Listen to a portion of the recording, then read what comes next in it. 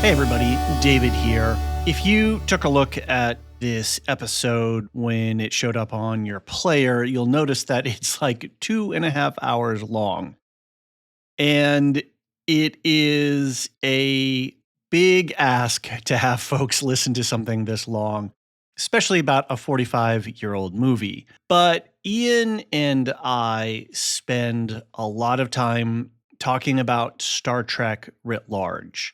Ian is one of the hosts from the Captain's podcast over at the CinemaSins universe. He and his host, Danae, do a lot of fun stuff around the Star Trek universe. Right now, they've been covering Lower Decks. And he and I got together to talk about the 45th anniversary of Star Trek, the motion picture. And it turned into something much bigger, a much bigger conversation about our love for Star Trek, what Star Trek is, what are the things that make Star Trek Star Trek. And of course, we talk about the movie and the incredible amount of work and effort that went into making that movie and how that movie represents a critical restart for the franchise. And we talk about a bunch of the troubles that the movie went through in terms of getting itself made, but also how groundbreaking it was in many respects for movies at that time. So I hope you enjoy this conversation. Ian and I had an amazing amount of fun. I think you can hear that in the podcast. I would highly encourage you to go over to the Captain's Pod and subscribe to their channel.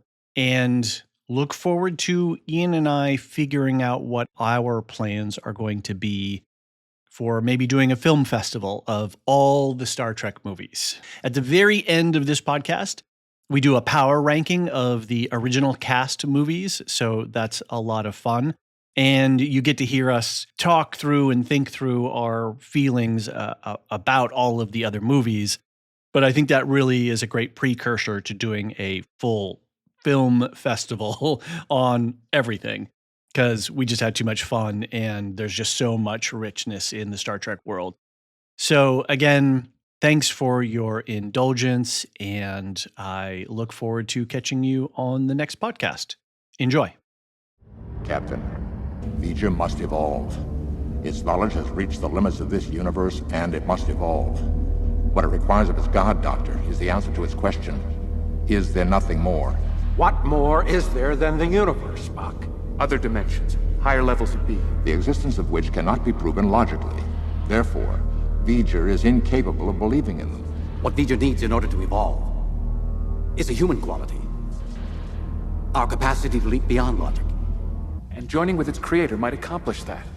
You mean this machine wants to physically join with a human? Is that possible? Let's find out. Ian, how are you doing today? I am very good. It is a pleasure to have multiple captains on the bridge of this shared ship that we're embarking on today. Have we named the ship yet? Because it doesn't feel fair to have it just on the No, and I was thinking about that too when I saw your notes, and because what Danae is, what's her rank? Admiral? She's the ambassador. Oh, the ambassador. I wouldn't dare give her the power of admiral. And then I was trying to think relative to the Lorehounds, where might I be? Because we actually have multiple podcasts, not under us, but we sponsor and support a few other podcasts. We've spawned a few other podcasts. So we actually have a little flotilla. A fleet. Yes, we have a small fleet. You have a lore fleet. What's that? You have a lore fleet. We have a lore fleet. I like that. I'm going to write that down. Lore fleet. And I think, and I was doing some quick internet searching, and I think I would fall somewhere around a Commodore rank. That is exactly, we're on the same wavelength. That is exactly, if I was going to give you a rank that was the original series specific, yes, visiting Commodore would be absolutely perfect. Maybe from another sector's command. Yes, or a parallel universe. Oh, are we going to do some mirror stuff? Different. Yeah, mirror. We absolutely should. Imagine if they brought that into the motion picture.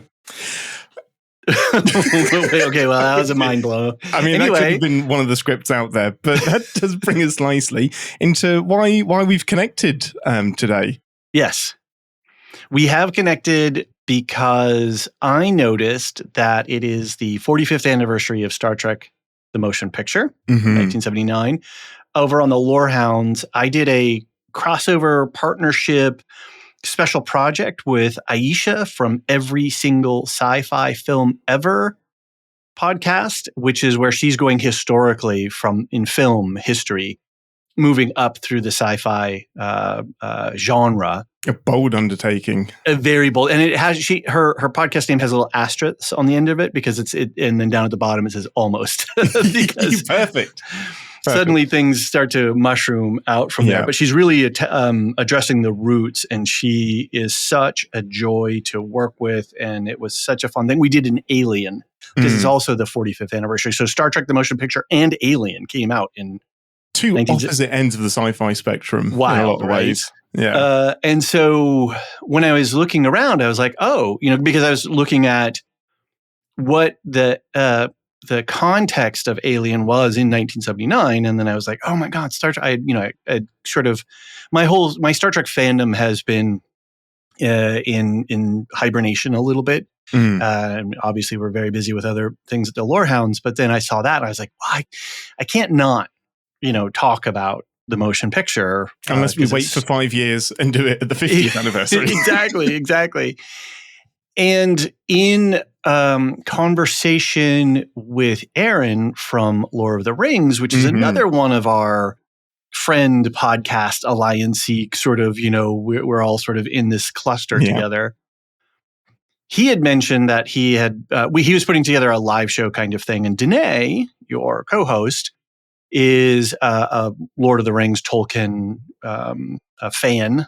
Very much. Yeah. And he was putting together a live watch kind or a live show type of thing following Rings of Power. Sadly, that had to get postponed because of a hurricane.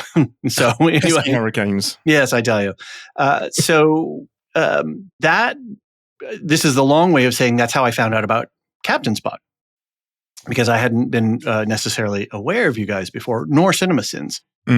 And so then I asked Aaron, and he connected me with you, and then we started chatting.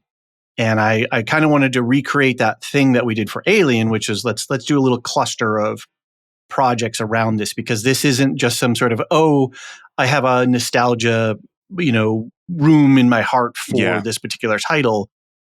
The 1979 Star Trek motion picture movie is actually very critical in the world of big IP storytelling. And it needs to have more than, hey, let's get together and laugh and have some fun around this title. Yeah. So I pitched an email to you guys, and you basically showed up outside my door.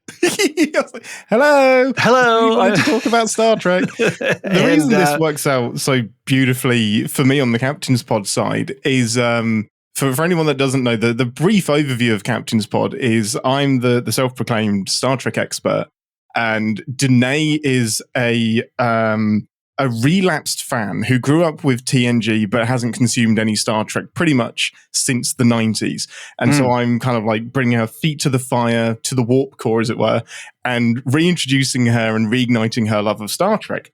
However, there are limits to that. And we are still relatively early in the journey, and I couldn't quite feel like this was the right time to bring her to the motion picture. So my desire to dive into this piece of like undeniable Star Trek history just doesn't quite fit in with where we are on the Captain's Pod journey, because we started with Picard, the TV show, because Picard was very much her focal point, her entry point for Star Trek. So we've done a lot of the TNG generation, but not a huge amount in TOS. And it's really not fair to say, here's the motion picture. Let me explain what the original series is at the same time. So meeting up with you to talk about it is kind of a perfect storm in a nebula. Well, and this will be a good primer for her, because we're going to be talking largely about the meta context of the movie, production details, how the frickin' thing got made. It's not going to be necessarily a full taking apart the pieces of the movie as the movie itself, but more all of the stuff around it, the legacy, the impact. We'll talk about some of the stuff that we really enjoy about the just movie. wait until I detour us into it, and it just becomes a love fest. Yeah, exactly. And of course, that begs the question that we have been winking to each other over emails about, which is a film festival of all the Star Trek movies. Oh my goodness, this is because we're not busy enough as it is in our lives. No. We don't actually have real jobs around this either. Yeah. Every email is kind of added with P.S. Wouldn't a film fest be nice? Like P.S. Yes, it would. When should we do this? And it's undeniable. I think it's going to happen at some point. We just have to decide how exactly that takes form. But it's TV Star Trek and movie Star Trek are two different beasts. Sometimes they intertwine, but very minimally. They're very much almost their own little universes. And it's a fascinating subject just to talk about. Where does Star Trek work best, TV or movie? So yeah, it's fascinating. And yeah, I think we have a quote. I plucked a quote from Roddenberry about this very sort of tipping point between the things, but we can talk about that a little bit later. How did you... We are of slightly different generations. And I'm curious as to how you came into Star Trek, because it'll be interesting to understand our relative paths into this world. And by looking at your backdrop and all of your models, and I want to talk about model making at some point as well, because I've been scratching my chin. I'm like, I've been looking up 1701, original, not the TOS, and as well as the redesigned, the refit and the A. Yeah, the refit models online, and I don't know. Anyway, yeah. You'll be disappointed. Anyway, how did you make come? These? What's that? You'll be disappointed because I didn't make these. Oh, okay, right. They are beautiful models, but they're all purchased. I don't quite have the patience to make. I would love to one day, but to do it properly. It is an undertaking. Yes, indeed, and that's what has stopped me from actually purchasing a model kit. Yes, is like, do I really have the time for this? I have 3, and the answer is no, you don't. So my entry point into Star Trek, I was born in 1990. So my teen years were basically in the barren landscape where we didn't really have Star Trek on TV. The oversaturation after Enterprise, we had Deep Space Nine, TNG, Voyager all simultaneously going on, and then Enterprise on its own for a bit, and then kind of stopped, nothing. So my entry point was very much from the womb, where my dad was watching The Next Generation as it aired, and we would joke that my mum would sit on the TV so that the baby Ian could hear the warp core of the Enterprise D. the over-encompassing womb sound. Yep. So which you guys play when you do your live Twitch stream when you're recording the Captain's Pod. Immediately calms my nerves. So yeah, I had not much choice. TNG was on in the background at some point from the age of 0 upwards. So Star Trek has always been in the house. My dad would have the models, and there was a Star Trek fact file that he would get every week. He would buy the TNG VHS when it would come out, and then replace it with the next format and the next format. So he was very much the TNG guy. Wow. He was all of the way in. And just from that, I transitioned into Voyager, Deep Space Nine, and then the completionist in my brain said, well, now you've got to watch all of it. So went into TOS and then the movies. And most of my life has been a lap of, I finished watching all of Star Trek, time to start again.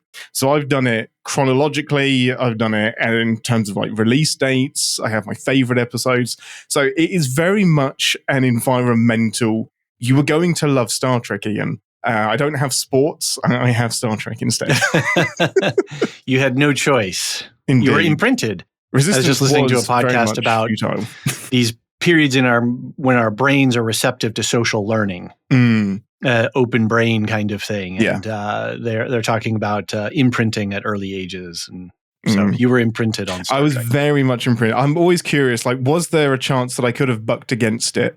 And I don't know that there was. I think there's got to be a combination of something in my brain that it just made very, very happy. And I'm very thankful for it because there's many people that have quoted everything I've learned from Star Trek. And to a great degree, I believe that Star Trek is a great, if you're going to go for a set of guidelines and a way of like raising kids, the rules in Star Trek and the moral foundation, especially of TNG, is a great way to teach kids how to be human, how to interact and exist with others.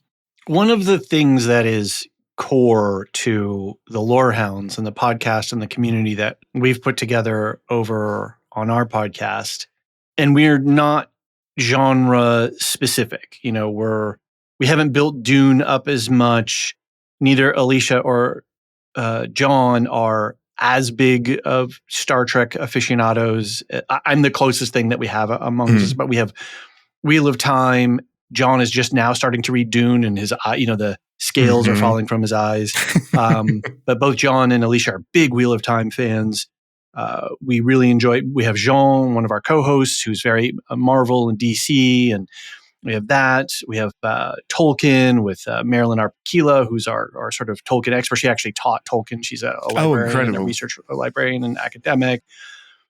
We're getting into Foundation. And so we have we're very interested in big IP storytelling as well as smaller stuff too, and we're very much into the Star Wars world. And one of the things that I think is critical to the engine that drives our interest in this kind of stuff, and we do a lot of book stuff as well, movies, is that it's a kind of literature, it's a literature on screen, if you will. And when it's talking about the human condition and it's informing us and giving us these pathways to explore ideas and values and morals and engage with our own humanity and reflect on our own lived experience, that's what we're really interested over, on in the community ultimately. And I think you're right that Star Trek is, and we were talking before we, hit the record button, which you could probably hear on the back end of your podcast, where we're talking about Gene Roddenberry and his, vision for the world a little bit. No, he didn't necessarily live his values, but that's another. Do we ever? Do any of us actually live it all? There's obviously extremes, but yeah, it's as a basic set of guidelines, I hate to say the word, but Bible for living in like a non-religious sense. It's got so much that you need in there. Right. I think Picard could very much be just taught as ethics. Just here we go. What would Picard do? I believe there are colleges in the United States that have actually, done using Star Trek Next Generation as a lens to examine bigger questions. So, I mean, if you can get some kind of official degree in speaking Klingon, I would absolutely hope that a degree in actual Star Trek would exist as well. Well, and then in the Tolkien world, there's Signum University, which is generated just out of teaching Tolkien. That's incredible. Yeah, and they're sponsoring moots and all of these kinds of things. So, and I think that goes back around to this other question: what is Star Trek? And I've been meditating on that quite a lot in preparation for this recording and thinking about, because that's one of the kind of questions, like what is Star Trek the motion picture? What does it mean? And what is, I think, what we get into Star Trek. Well, for the Captain's Pod side of things, how did you get into Star Trek? What's your background? And it might be good for Lorehounds as well. If you you dare to not have a Star Trek contingent wing, they may not know how you got into Star Trek as well. It's true. We do not even have a Star Trek channel on our Discord. Terrible. But, neither, I think there's appreciation, but there's nobody who's like, the way that we work is like if somebody has ownership and passion, and then we bring it forward, and we have an environment where we can have a sort of a growth matrix, a genesis, if you will. Indeed. And I think I am the default de facto guy, because for me, not dissimilar to you, is that it was just on and around. Yeah. I'm an elder Gen Xer. I'm at the top range of the generation, and it was just on. And we were a TV generation, and the TV was on, and you had TV time, Saturday morning cartoons, TV on when you got home from school. And I personally, as well, am a visual learner. And so like sitting down and reading a book is not something that I enjoy as much as like sitting down and watching a movie that then, as we were talking about before, informs me. It's more efficient storytelling as well in a lot of ways. Efficient storytelling. You don't have to describe the ship, you can see it. Yeah, exactly. So it was just on. Doctor Who was just on. I'm not as big a fan of Doctor Who. Tom Baker is my doctor, but like it was on along with a lot of other things. And so it was just there. And then when the motion picture came out and Wrath of Khan, like then, seeing all the movies, and it's always occupied a corner of my life. And then obviously with Next Gen and the cultural impact and my age and station in life at that point, it really did form a important part of the cultural conversation that was occurring around us. Yeah. And it shaped a lot of, and it was a lens for a lot of us to think about the world, and especially with Bill Clinton as the president and some of the things, the values that he was trying to put forward, and the ways that people were having conversations about what do we do in these really morally complex, morally clear situations, but practically complex to affect some kind of change in the world. Yeah. With different things that had gone on during that time. And so Star Trek was very much there. I think my fandom has lapsed in more recent years because I've been confused about what has been being put forward for me in terms of Star Trek content. The last big show that I was a fan of was Voyager. And my Deep Space Nine roots don't go as deep because I was like busy. I don't know. I didn't have the space for that, but I have a huge degree of appreciation for that show.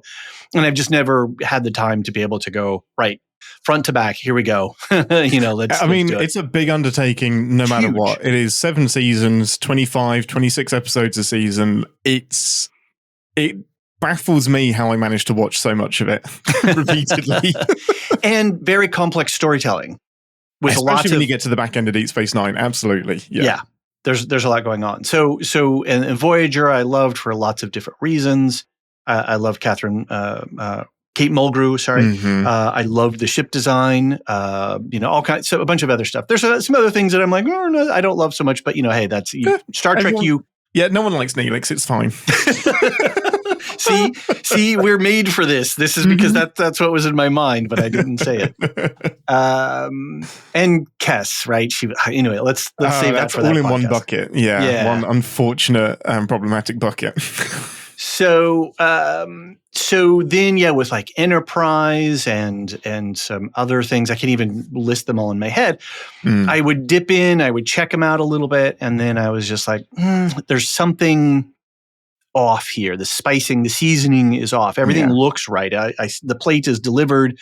It looks like what I ordered, but then I go to taste it, and it's not doing something right for me, which I think goes into that question of what is Star Trek. So anyway, loved it. Original series was on just around. The movies have followed all the movies up until the reboots, the Abrams reboots. And again, it's that same, something's off in the flavoring and the spicing, but all the way up through. And then Next Generation, Voyager, and Deep Space Nine. Deep Space Nine's then Voyager. And then that's really the history of my fandom, and not really engaged in the new television. That said, I'm still very glad that the new television, that the franchise is not, Star Wars. I have problems with Star Wars in the leadership of Star Wars because, and we were talking about this before, in a 16-year period from 79 to 95, there are 7 movies and they booted 3 television shows. Yeah. That is a phenomenal amount of content. It is incredible. And I was listening to the commentary behind the theatrical cut of the motion picture, which is something I need to get that. Oh, it's incredible. So there's a Blu-ray box set that came out a few years ago of the original series movies. And it has the theatrical cut rather than the director's cut. And this is my favorite DVD commentary that I've ever listened to. It has Mike and Denise Okuda, who basically, if you know what TNG looks like, they designed it. They made the LCARS system. Everything that you feel looks right about TNG is Mike and Denise Okuda. Judith and Garfield Reeves Stevens, who are prolific sci-fi writers, and Darren Doctorman, who's a visual effects supervisor, I think, art director along those lines.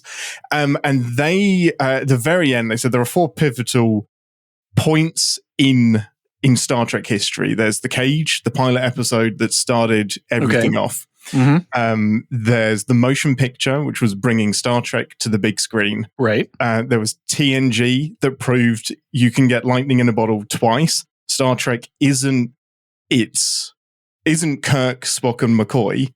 Star Trek to break that mold. My goodness, for me, that is the encounter at Farpoint, the start of TNG, is the pivot point of Star Trek, where it goes from TV show, movie, that was fun, to now Star Trek is everywhere and it can do anything, because you've somehow made, in my opinion, as iconic or more iconic a crew than the original series, which already has the most iconic crew of any franchise. And then the 4th pivotal point that they said, because this came out in 2009, I believe, was the J.J. Abrams reboot. And that's the 4th point. And obviously they don't know what happened from that point onwards. It's fascinating to hear them talk about Star Trek before the J.J. Abrams reboot, at the end of this famine of Star Trek content that we didn't have. So yeah, it reinvents itself. It's not afraid to reboot, be parallel. Everyone accepted that the J.J. Abrams movies were separate but equal in their own unique timeline. That allowed the interest to go back to a TV show. So yeah, it's what is Star Trek is a 3-hour podcast in and of itself. But it is. I look forward to exploring that topic with you in the very short future, maybe. Yes, absolutely. Midterm future, if not, but short to mid range. Oh my goodness, I would love that very much. It's fascinating, but I think it's this enduring quality of optimism. It really is. It's just like, hey, 300 years from now, this is what space travel could look like, all being well. And there is so much optimism in that. And I think that's one of the big reasons it endures, is that the ships are pretty and it's an optimistic view of the future. Wasn't that part of what made Roddenberry? I don't like to swear much on podcasts, just as a general rule. So I'm going to use, I'm caveat that because I'm going to say, what made Roddenberry? And one of the things that made him a real asshole was his insistence on holding to this positive view of humanity's future. He was so focused on that he drove people mad and broke relationships and wrecked opportunities, because he would not ever let go of some kind of vision that he had for humanity's future. There is no coincidence that Deep Space Nine exploded after Gene Roddenberry passed away. Because he was holding back the story threads. Vehemently against pretty much everything that Deep Space Nine stood It is such for. a radical departure from the rest of Star Trek. It's like, hey, this is corruption. Like, this is the bad side. They weren't even putting it on Earth. They were putting it on a different planet. Like good old Shakespeare would do, is make it an allegory, set it in Europe. But even that was like too much for him. He was like, in space, yeah, you've got the Klingons that are a bit antagonistic, but you don't have oppression, because the whole galaxy has moved forward. And it would drive people crazy on TNG, because they weren't even allowed interpersonal conflicts on the ship. I was like, no, these people have moved past it. They get on and we're happy. We've got bigger fish to fry than interpersonal conflict. That is a really important part of what is Star Trek. Yeah. Is moving beyond your individual ego. Yeah, exactly that. And that's what he was so reluctant to introduce religion into Star Trek as well, which is a focal point of Deep Space Nine. Like, religion, like, that is the core of Deep Space Nine. And we kind of moved past it in the future, was his opinion, even though he was a religious person himself. So yeah, he vehemently had this unwavering vision. He had the textbook. He literally wrote the book. He wrote a manual for what the different buttons do on the bridge of the Enterprise for the motion picture, that the actors could read, so they would know what button does what. He could explain the difference between deflector shields and battle shields. Like, this universe was Tolkien levels of fleshed out. Wow, I love that. It's incredible. And it's one of the reasons why we have this firm view of what Star Trek is now. The downside being is that it is quite rigid, and there is a lot of pushback when we depart from that. And I think this is a bit of a side note, but I think DS9 skyrocketed in popularity in the last decade or so because we have some distance from it and can appreciate it as a serialized story. And I think things like Discovery will age better with time as we look back on it. We can be a little bit resistant to what new Star Trek looks like because of how clear Roddenberry's vision was. And he passed away in 95, I believe, 95. So we've had far more Star Trek after. Well, we've had more Star Trek after Roddenberry than during Roddenberry, which is fascinating. Right. Yeah, anecdotally, I believe Tolkien once missed some publishing deadlines or something along the effect of that because he had to go back and rework the moon phases because such and such character was supposed to be at this place on this date, but the moon was actually out. So he had to like go back and refix everything. And then the publisher was like, "What are you doing?" There was one of the episode. We'll get into this very shortly, I'm sure. But we promise that we're going to talk about the movie in a second here. We will. But one version of the motion picture was Phase 2, which was going to be a TV show. And one of the episodes that was pitched was essentially the motion picture, but the resolution was going to be because the Vija probe, which was actually called Tasha in Phase 2, created a physical body for itself. A voluptuous woman by chance? I 100% guarantee it was a naked woman for as much as TV could get away with a naked woman at the time. And their Vulcan science officer, Zon, his solution was to create basically their own probe that looked exactly like himself, and he would send that probe back into space, and this robot probe that looked exactly like a Vulcan would destroy the probe and blow it up. And that's how they would resolve the episode. It was brought to Gene, and apparently he was horrified. And I was like, oh, he was probably horrified because it's quite a violent way to end the episode. No, he was horrified because there's no way the Enterprise should be able to replicate robots that look exactly like the crew and act exactly like the crew, because that's not how replicators work, and it would break all of Star Trek. Like, at that point, he was just like, no, we're not doing this because that's not how my technology works. That's interesting. You've got to look at Star Trek from this point onwards, and everything we write from now on means that they can replicate a robot to replace themselves and do something dangerous on the mission. Like, first and foremost, he lived in Star Trek and had to keep explaining his parallel universe to everybody that doesn't live there. And in some ways, that's why, like, the stories, they need that guardian. They need that kind of gatekeeper to maintain the structural integrity of the show. Because otherwise, everything starts to mush down into a sort of marketing exercises. Are we hitting sort of 4 quadrants in viewership, and what our numbers are, and making this sci-fi can just be whatever you want it to be. Yeah, he was very keen to have sci-fi to take the fiction out of it almost, and just like, this is science prediction, not science fiction. Like, this is logically where we could go. And in the 2360s, we're not at a point where we can replicate robots to look like us on the ship.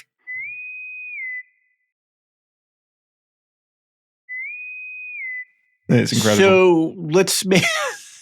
Should we actually get into the motion picture? Should we go back into our outline here, this beautiful outline that you put together? Yeah, we did actually write a nice structure for this episode, which about half an hour in, we haven't actually touched yet. So I'm Ian, this is David. What's that? I'm Ian, this is David. Welcome to the show. So when did you first see the motion picture? You have a very circuitous route into all of this. Absolutely. So my earliest memory is watching all of TNG start to finish. And then I was... So seeing the movie, I'm really curious as to what your first reaction to the movie was. Yeah, so continue. Sorry, I didn't mean... I'm excited to hear this. It's fascinating to me as well, because I don't have a solid memory, because so much of this goes all the way back to my upbringing. I remember a deliberate choice to, Dad, I'm going to go all the way back to the beginning, and I'm going to start with the original series and then chronologically, I'm going to go through everything. And this was before the internet, so I had to ask him, what order does Star Trek happen in? Like, is Kirk before Picard? What happens? Like, because for me, Picard was my first Star Trek TNG. So you imprinted. 100%. I was the Star Trek probe that had been that replaced Ian and was in the world. So I remember seeing bits and pieces. The Ian unit will now assist me with my observations. I had like a little flashlight in my neck that I would just flash every now and again. I remember seeing bits and pieces of like all of the Star Trek movies. Generations always stuck in my head. Spoiler, because of the Enterprise D crashing. We should have probably given a, we'll do that in our pre-intros that, this is like weapons free. We are in a fire everything. Everything. Yeah. Yeah. So my earliest memory of the motion picture is falling asleep during it. Because I was... Sorry, I waited. Strategically, you did that on purpose. You saw me drinking water. And this is where I drop it. Yeah, he's got a mouthful of water. I want to ruin his equipment. Now, in Ian's defense, the reason for that is Ian was very young. So the first few attempts, Ian fell asleep because my dad would work quite late shifts. So if we watched a movie, it would be quite late. Past Ian's bedtime, I would, without a doubt, fall asleep through it. So my earliest memory of watching the motion picture all the way through is sitting down and thinking, I'm finally going to do this. It's the middle of the day. I'm going to watch this and not fall asleep. But you're so socially conditioned to do Yes, 100%. This was my sleepy time movie. Like, I was like fighting it. I was like, you're going to stay awake. So I had a very negative view of the motion picture because young 10-year-old Ian, teen Ian, was like, there's no action in it. I want to see phasers. I want to see photon torpedoes. So it wasn't until my late teens, 20s, when I did another full watch through of everything that I really appreciated it.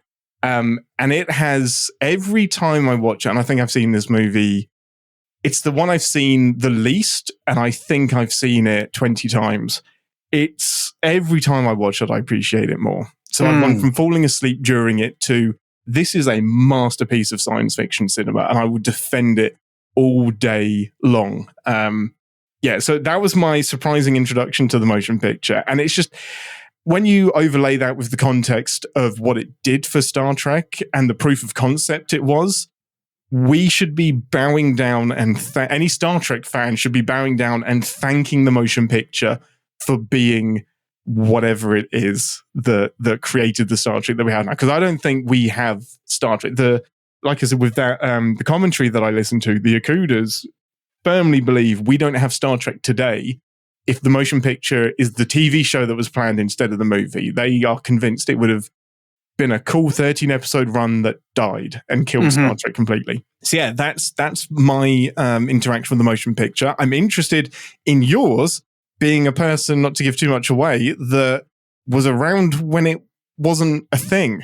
I saw it in the theater. You saw it, which is incredible. I am profoundly jealous. I think, and I would just want to go back and just say, I basically agree with your assessment and what the Akudas have said. There is so much that we have to acknowledge for this movie.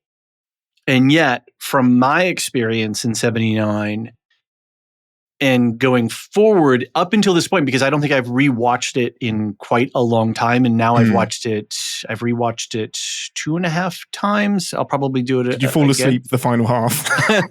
Well, I break it up. I have to break it up. I have a family. And so, with kids and stuff, sense. There's I don't get just uninterrupted. They're all falling asleep, so you have to rewind it all for them as well. Right. My daughter will wander in sometimes while we're watching, and she'll kind of look at the screen, and then she'll kind of wander out again. Yes. But she's being exposed, right? There's a radiation effect. Yes. Yeah. Start it young. So saw it in the theater. It was a monumental thing, and I don't think people. If you're of a generation where Star Trek has not been part of your life, or in these different entry points, there is a historical context that I think is naturally not going to get picked up on because it was one of those as lived experience things. This movie coming out was was a phenomena, that it was it was the first thing to come back of the franchise, and to have a big screen experience, we were not going to miss that. No. And having had the phenomena of Star Wars a few years earlier, and then everything else that was going on in this motion picture science fiction thing, where science fiction was really stretching itself out because we had technology and all of this stuff to be able to create visions on screen in big, beautiful ways, was really important. And we walked out of that movie and we loved it, and we were confused as anything. We were like, what was that? What did we just watch? Yeah. Because I learned since subsequently, the movie that they rushed out was not the movie that they had intended to have delivered. So watching the director's edition for this process, man, what a much better, tighter edit. So anyway, that confusion, it was there. But yeah, it was a big deal for us to have that, and to have the return of this crew and these characters on big screen was really, really important. I will forever be envious of that. I don't know if there's a more satisfying time to be a Star Trek fan than 79 through to like 80. 79 through to like 90. Because 80. It's a very short period of time. You had the joy of watching the original series. You had to wait. Okay, you had the animated series to kind of keep you going a little bit, couple seasons of that. Which was weird because that was also on, and it was like this Saturday morning cartoony thing. Roddenberry hated that. It was never meant to be a Saturday morning cartoon. He despised that time slot. I think I need to go back and rewatch the cartoon. There's some good stuff in there. It's very similar to the motion picture in the sense that the reins were let loose. So it's like, hey, you can have a cat on the bridge of the Enterprise. You can have all of the technology that you wanted to show. You can do it in animation now. Like you can draw it. You're not limited by props and costuming. So they let loose with a lot of those stories. And there's some great Star Trek in there. But yeah, living through that time period, I am so envious because you have like the remorse of losing Star Trek from TV. Then it launches into a motion picture franchise with the motion picture, and then Wrath of Khan, and just that continuing Khan arc and all of those movies, and then bam into TNG. Like, how satisfying is that and I'm sure there were people that were against it and hated TNG, etc. But looking back in hindsight, what a beautiful time to be a Star Trek fan. Yeah. And we look at the timeline as you're doing, it's incredibly rich. So yeah, I think I'm with you in your assessment that the more I watch it, the more how impressed I am at what Robert Wise did. Yes. And what he was able to pull off, given that. So in preparation, I got the book, The 50-Year Mission, which I didn't understand what it was until I got it from the library. And then, of course, I had to buy a copy for myself. Yes. And that it's one of these oral history books. And I have one of these books for the making of the 1984 Dune movie, where it's all these it's conversations with a whole lot of people, and their quotes are taken out and then put into this interesting timeline order that gives you this rolling. It's fascinating. But that what Robert Wise went through to get this movie made is wild, absolutely wild. And so that we got anything that is incredible. And then the more I watch it, and the more I watch the version that he wanted to have had made, the more I am impressed at what the story is and does, and how it operates as a piece of cinema from its time period. Yeah. And the kind of movie making that was being done. This is a movie.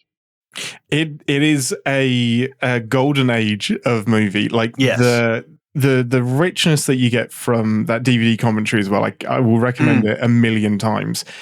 It makes me feel bad for ever saying a bad word about the motion picture, because just from like a physical effects viewpoint as well, it is incredible. The fact that they're still writing the damn thing today and they finished filming is is amazing. Like the cast just being handed rewrites of a scene that they literally just finished, and like you said, Robert Wise being able to wrangle that, having not watched an episode of Star Trek until Paramount gave him 10 to watch for a movie that he wasn't supposed to be directing, is absolutely phenomenal. And what they managed to do with all of the visual effects and a lot of the practical effects added in after they'd finished filming is incredible. And I know you don't know that when you're sitting down and you're watching a movie and you can get the violins out and say, oh, isn't it sad that they had a rough time making this movie? It is incredible we got any kind of movie out of that at all. So we can maybe mention in our recorded intros that we'll tack onto the front of this is that we're going to do a power ranking of the up through generations at the end of the podcast here. And so we'll sort of pre-teasing that and reminding us to mention that, because then that helps us situate where does this movie. And I have this question that I wanted to ask you, which is how do you relate to the motion picture relative to the rest of the franchise? Because while the ship remains the same and our primary characters and our cast is the same, the uniforms are different. It's when we get to Wrath of Khan, it's as if V'ger never existed. Yes. V'ger is never referenced in any of the subsequent stories or elements. The culture of Starfleet itself is very different in terms of it's a much more military forward rather than just, ranks and sort of, oh, hey, Captain, whatever. There's a casualness, I think, that the rest of the movies follow. This movie feels very rigid I feel like I would be, this feels like there's naval tradition and the way things work. And so it's a very different movie. So how do you relate to it relative to all of the other properties? For me, it's like its own iteration. It really, really is. I don't see, Wrath of Khan doesn't exist if you don't have the motion picture. But the original series movies really the continuity starts with the Wrath of Khan. Agreed. That really is Star Trek 1 and then everything onwards. 100%. The motion picture very much is this phase 2 project. Like it is a sequel to the series and really a test bed for the Star Trek that was to come. Some of it we kept, some of it we didn't. And it's kind of like baffling to see what was kept and what has endured. And like, is that the reason that Star Trek is so big? Because we learned the right lessons from the motion picture and there's certain things we kept, certain things we left behind. But in my head as a fan, it is very much its own thing. Like it was very jarring to see Decker, a new captain of the Enterprise, Spock different. Like the first 20, 30 minutes of the movie is getting the band back together because they've all gone their separate ways. Like you said, we never see these uniforms again other than in like some parody stuff. We're going to have a whole podcast, maybe an hour and a half, 2 hours, just talking about uniforms, right? Just on the power ranking for that on its own would be 45 minutes for me. I love the short sleeves that Kirk has. It's like just flexing his biceps inside them. Totally, as well. right? It's incredible. Brilliant. And just the Disco McCoy that we get as well with his medallion and open chest and the chest hair. You strategically placed that again just as I was taking another drink of water when you said Disco McCoy. I almost ruined my equipment a second time. He materializes as this. He's literally just come from a German discotheque, angry at the world. But it is, everything about this movie feels different. It feels like its own thing. So one of my childhood memories is, of course, Shatner's iconic hair piece. And the fact that in the motion picture, it looks very different from the Wrath of Khan. So for me, there is Shatner's hair in the original series, there is Shatner's hair in the motion picture, and there is Shatner's hair in the rest of the Star Trek movies, which is my delineation of when we are. So it's this, the motion picture is this odd thing that is parallel to all other Star Trek, but the Star Trek that comes after it just doesn't exist without that. And it's this brilliant bridge between the original series and the rest of Star Trek. A lot of that is, for me, down to the visual effects as well. The warp core, for example, the warp core doesn't exist really in the original series. It's this big, like tubular thing that's behind a metal grate. And you're like, is that the nacelle or Like, what is this? that? Like, why is Scotty getting near it? That's got to be pumping out radiation. But in my head, that shocked me because one of the first times I went back to the original series, I was like, Dad, where's the warp core? And he was like, yeah, they didn't really have that. And the warp core, like, is an iconic element of Star Trek. And that swirling tube of energy that is the centerpiece of engineering and of the ship starts in the motion picture. And that swirlingness is a great word. That effect is reused again and again. It's the same engine room that you see in Voyager. A great aside on the commentary is that when they're filming Voyager, somebody in the production crew was doing something in the engineering section of Voyager and is pulling a panel apart to, like, the Voyager was always getting destroyed every episode. So engineering was always in pieces. So they called down one of the writers who happened to be doing the commentary on the motion picture and said, you better come take a look at this, which must have been incredible to, in the real world, have one of your production assistants say, hey, you'd better come down to engineering. I've got something you need to see. And the thing they needed to see was part of the set from the motion picture that they just built on top of. So in figurative, literal ways, the motion picture is the foundation for so much Star Trek that comes after it. Literally, because ships, sets, station designs, all kinds of stuff is pulled. It's chopped up and used for parts. The music, it's all literally just chopped up and in a chop shop and then reused and repurposed. Well, the motion picture theme becomes the TNG theme because it's actually the Enterprise theme. It was written for that 3.5 hour tour of the Enterprise that we get in this movie. It was written for that. So a lot of people think it's the Star Trek theme. It's the Enterprise theme. It is a theme for the most important character in the show. And that is from the motion picture. So it can be belied as a little bit boring and poorly paced, but it is the template for a lot of Star Trek that came afterwards. I mean, Mike Okuda said that some of the panels that he designed for the bridge were redesigned and retemplated. But when he went in there, when he rejoined for one of the other projects, I think Star Trek V, he lifted up some of the panels and found his original designs under there. So they would just build on top of it. And he was just like, that's it. It's still there. That's the same bit that I was going to make. And it's such a great metaphor for what Star Trek is, just building on what came before. So a little bit of a turn here in topics. And one of the things that we have notes on here is like, what are our favorite things or what, about the plot or the movie? Yeah, absolutely. Before we get too nerdy about the background. And I just finished an additional watch the day before yesterday, and I was making note of how they did the photography of the models of the ship. Yes. Every time the Enterprise is on screen, it's with this gentle, loving, sorry to be so. No, it is. It's caressing the ship.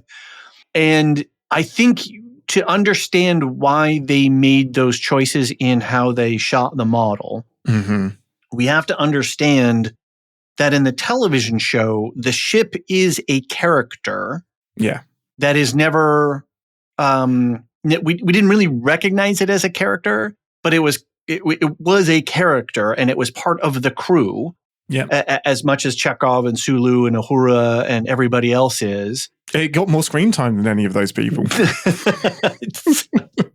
Yes, it's true. It's really sad. Anyway, so then to have... It's the only present Shatner couldn't compete with.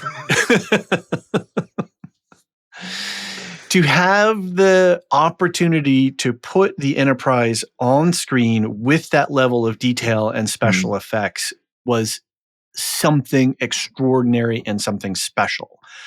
And so when we go back and we think about, well, this is the first time that we've had this crossover between a success. Well, we've had other crossovers because I believe they did Planet of the Apes into a TV series as well. Correct. Yeah, but that went backwards. Yeah, movie first, and then hey, it's going to be cheaper to make a TV show. Right. So rather than give you more money for a movie that nobody wants. That's true, and I think yeah, that's an interesting. Is it harder to go from small to big than from big down to small? Welcome to our fourth podcast idea that we've just intuited. Just like the movie, we are spawning all kinds of other absolutely creative content. So to get the Enterprise on screen and to get the not only to see Kirk back on screen and then to have Scotty pilot him in the space shuttle up, and then to do that ultimate ship porn of seeing her. I just got chills thinking about it, and I've seen this scene so many times. We never had that before on the original series because our animation and our televisions and everything was just crap. And so going to see it on a big screen long before, Dolby and IMAX and laser, what all these different designations are for all these new cinema technologies, just being able to see it on screen big like that and to see things like an EVA, people in spacesuits floating around, to see shuttlecrafts docking and backing up and locking in and doing this kind of stuff. Photon torpedoes actually coming out from a dedicated tube on the front, all of it. Yeah. We had never had that experience before. And so seeing that, and that's when we walked out of the movie like, wow, that was just an orgy. And then the storyline was like the confusing part. Like what was that? It's and I mean this with all sincerity, it is a deliberate and genius masterstroke to have that scene with the Enterprise. And it's people jokingly or otherwise say, oh, it takes so long and they're going around it for 10 minutes. Like that wasn't an accident. It wasn't like a goof in editing. It wasn't an oversight. Like that's going to be in every version of the motion picture, because this was Star Trek is back. And like this is literally for the fans. Like this is the perfect example in my mind of fan service, because we know you've had to wait a long time. It's worth it. Like look at this ship, and it's not just refit and looks different because time has passed. It's because literally that model in the original series isn't going to work on a movie set.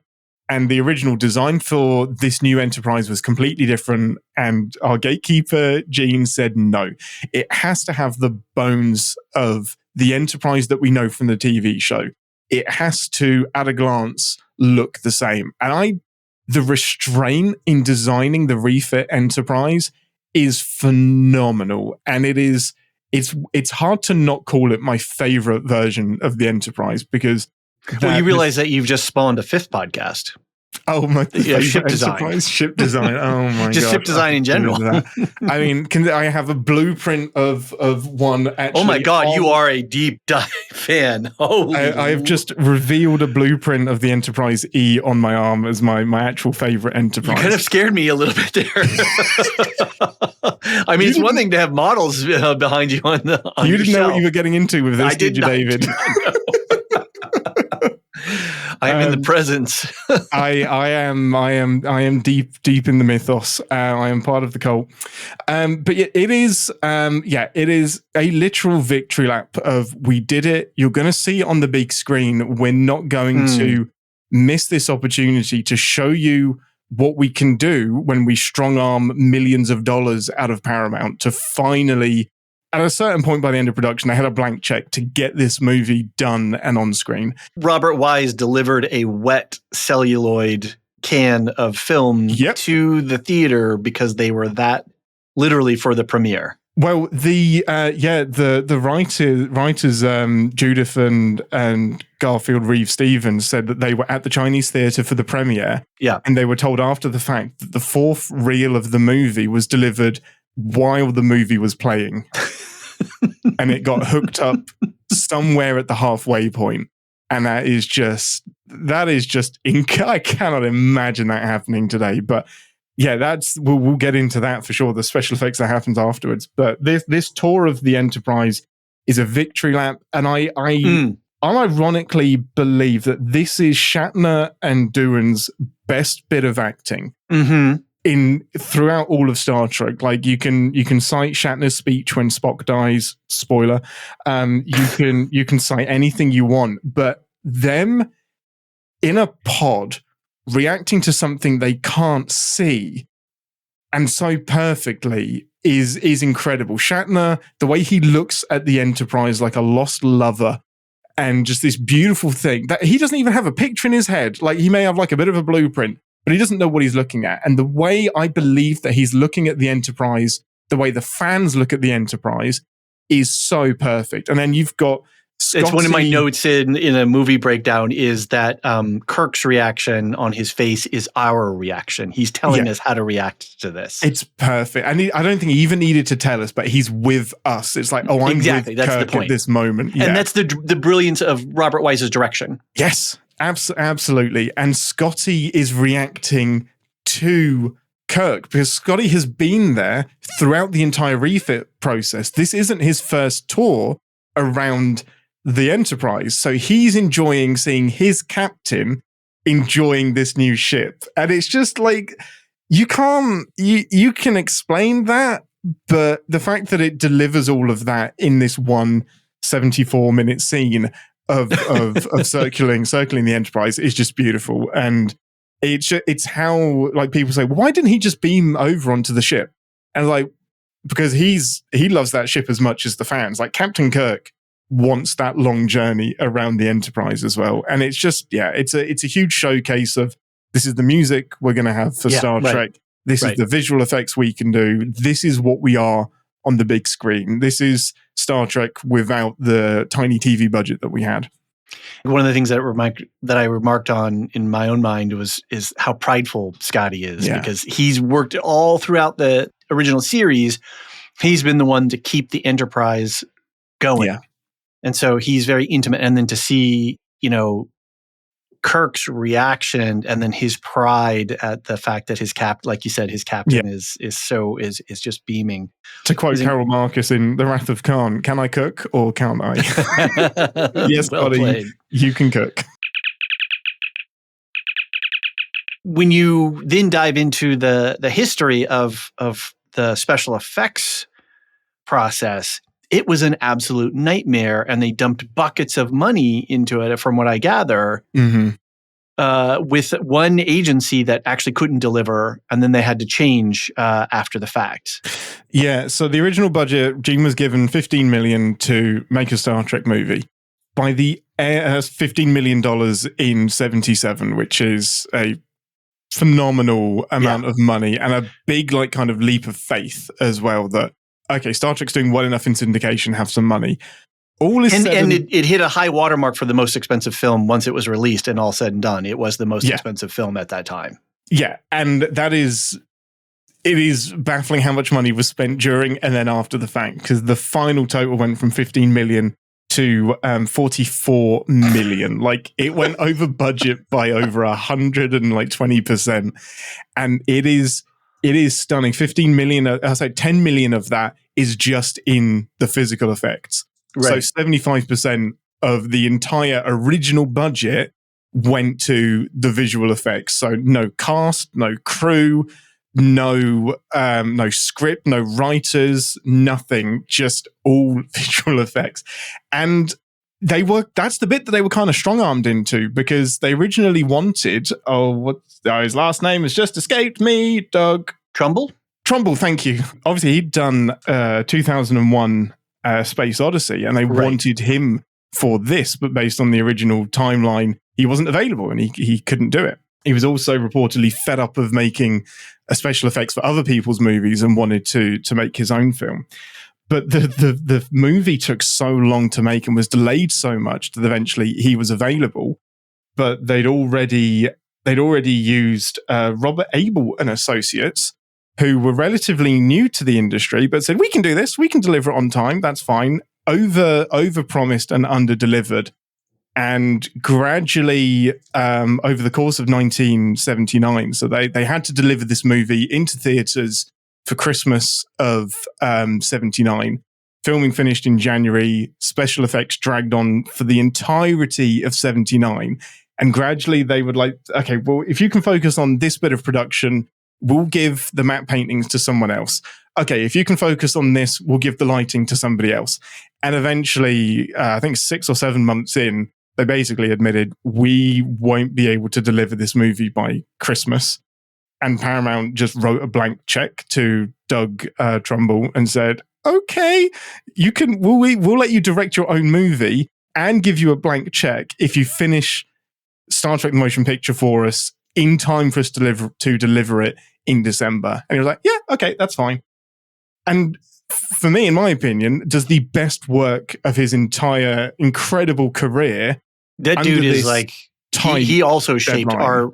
our perception of science fiction. 100%. Like you mentioned the external shots of like the people in space and like doing the little dude doing the little flip. Doing a dry dock. That's a shot that he wanted to put in 2001 A Space Odyssey, but couldn't.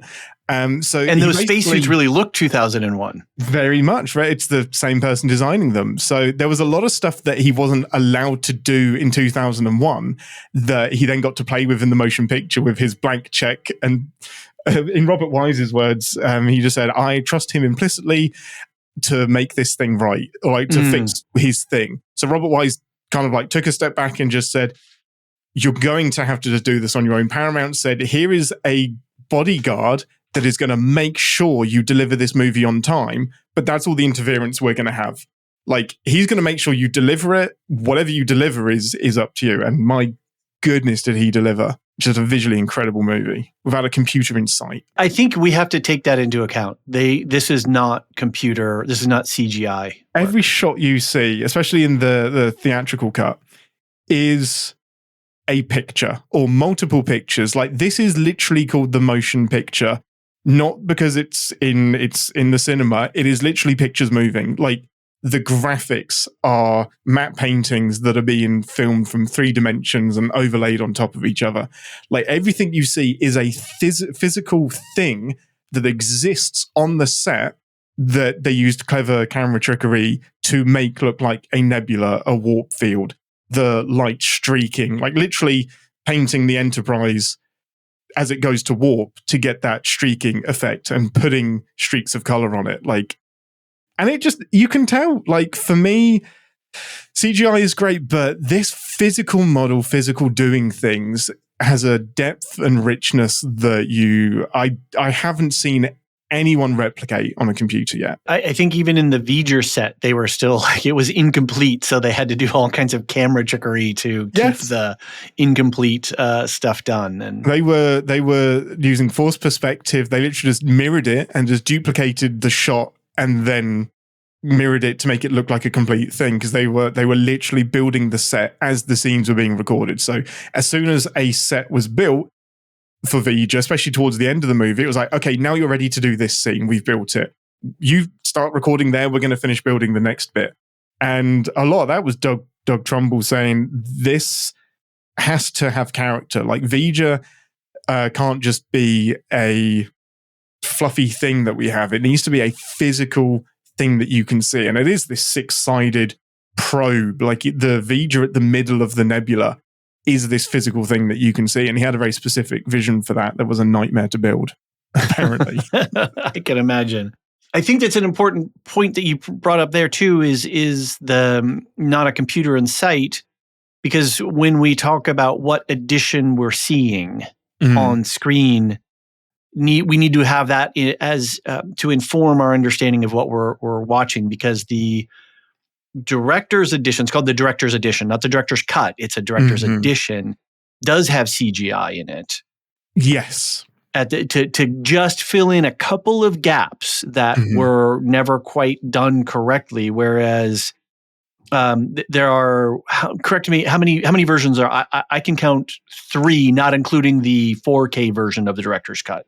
Yeah, that's the edition. fourth one that I would say, because there was a cut that they re-edited for ABC called the ABC cut that they released on TV to go into syndication and to go onto ABC.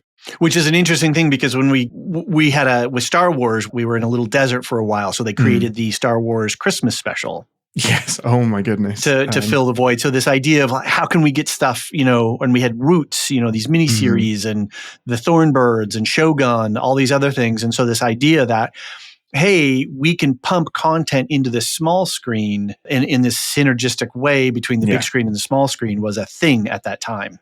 Yeah, absolutely. And now we're just like, okay, I'm not going to the theater. When is it going to come on streaming? Yeah, exactly. Or like sometimes I'll just wait a few weeks and it's going to get a release in streaming now because it didn't do well in theaters. It's a completely different landscape. What's really interesting, and this is just a really quick aside, one of the reasons that Star Trek was going to be brought back was because Paramount was launching its own TV channel. Right, that's right. Paramount Television Service, PTS. So, and phase like as a network phase, at that time, that's a big deal to launch a quote unquote network. That is not a small huge thing. Yeah, that's in. This is in a time when you don't have a lot of channels to choose from, and it's entering into. So this is the beginning. This is the like streaming wars Mark 1, where it's just like it's easier to put things on our own channel because we own everything and we don't have to finagle things. And Star Trek Phase 2 was going to be the flagship show that launched it. And one of the many reasons they moved to the motion picture was because they abandoned launching this Paramount TV channel. Exactly, right. So it's that in and of itself, podcast idea number 6, everyone, is a fascinating story. And it's funny because the Paramount network, streaming network now is cornerstoned by Star Trek properties. Yes. So. Discovery was on Netflix first, but Strange New Worlds was its big, we're here and this is going to be just on Paramount. What a interesting evolution of Star Trek from TV to streaming as well. But anyway, podcast idea number 7. Yeah, exactly. So the going back to the network thing, just really quickly to put a sort of a final underline underneath it. This has got to be understood in the business market of the American television market at that time. We had 3 major networks: ABC, the American Broadcasting Corporation, CBS, and NBC. I say ABC because in Australia they have an ABC Australian. Yes, and so makes sense. Americans, we always get confused because we're first person. We're the first player. We're most player important. one in the world, right? You're the protagonists. Yes. So ABC, CBS, and NBC, and then you had typically a PBS, a public broadcasting station, and then typically you had in your local market 1, 2, maybe 3 if you're in a massive metro area like Los Angeles or something like, or New York, where they were independent and they basically lived off of they were syndicators. So they would buy ads from local businesses, and then they use that money to buy syndicated shows. And that's where we saw Star Trek, was not on ABC, CBS, and NBC, but on our local channel that had wrestling on Friday and Saturday nights at like 11 o'clock. And they would have movie matinees. And that's where I saw The Good, the Bad, and the Ugly, or, all these sort of spaghetti westerns, or what was the guy? The animated ones with Jason and the Argonauts and the skeletons and all that stuff. Oh, Clash of the Titans. That was a movie that came later. There was another that spun out from those television shows. Anyway, so to then take a major motion picture and then put it out onto a television is another big deal. Yeah. But also to try to say, we're going to launch a whole new network to compete with a market that is locked, literally locked. From a business perspective is a big deal. And so then when they were running with the idea, and then finally the head guy looked at the numbers and was like, nope, cut it off at its head. And it came at a really interesting time for the Star Trek production because they'd hired everybody. They started work on Monday, were fired on Friday. Literally? They were literally on there for 5 days. And they'd already had all 13 episodes, had a treatment. We have episode titles for all of Phase 2. Are those scripts out? So 2 of them became episodes of The Next Generation. The Child and Devil's Due, which are 2. The Child is fine. Devil's Due is one of my favorite guilty pleasures of Star Trek. One of those, okay. TNG. And it's quite it's one of the later episodes of TNG as well. And the very first episode of Phase 2 was In Thy Image, which was what became the motion picture or rehash of the Changeling. They had the scripts. And then they were just told to, okay, we'll repurpose the pilot into the motion picture now that we're not getting a TV show. And it took ages for these other 11 scripts to see the light of day. Some of them still haven't because the synopsis of them kind of tell you why they haven't. They weren't. The synopsis were great. Kind of like, this would have killed Star Trek. That sucks.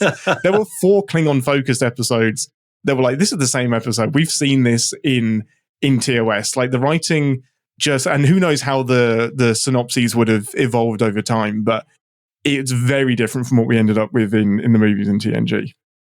David, can you tell me how we got to that point? How did we get onto this tangent?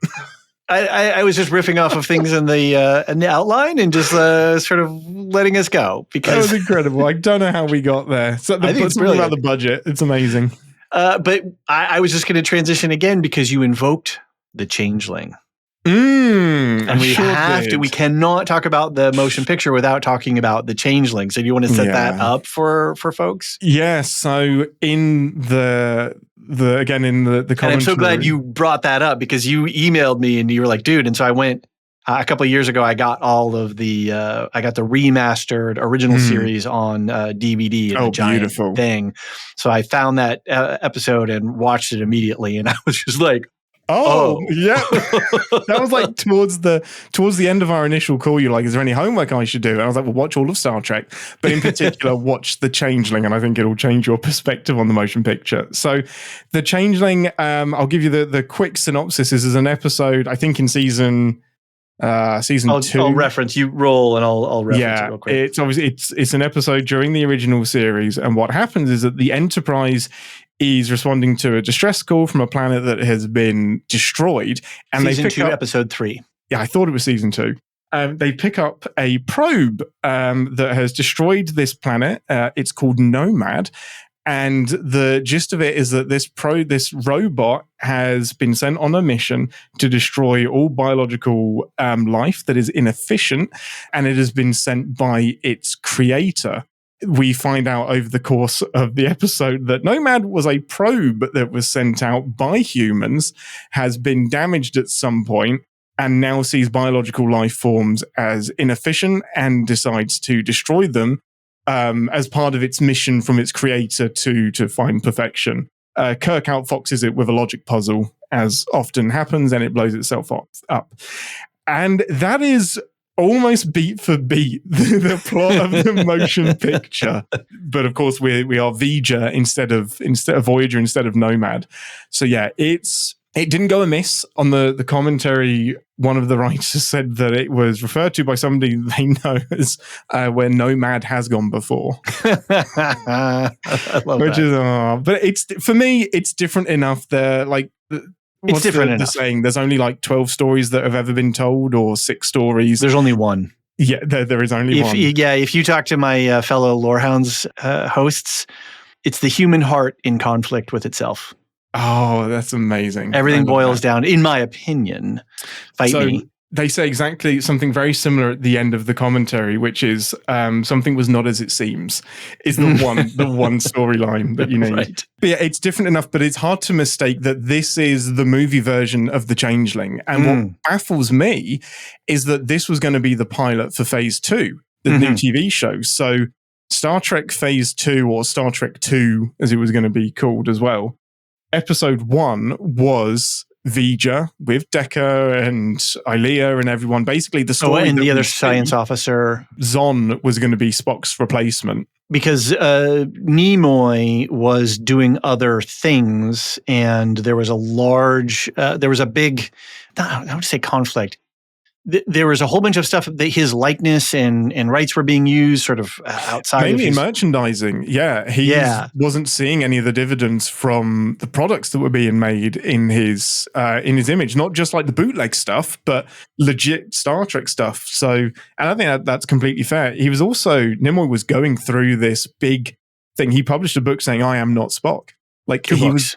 I am not Spock, and I am Spock. I am Spock, exactly. Yeah. But he was very much in his I am not Spock period, where he's trying to distance himself from this. He's trying to do other movies. He's trying to do stage. Yeah. He's actually trying to produce exactly. Things. Yeah. Sing in some respects. Yes, as well. there is an album out there. The Ballad of Bilbo Baggins, to link it back to our lovely Lord of the Rings.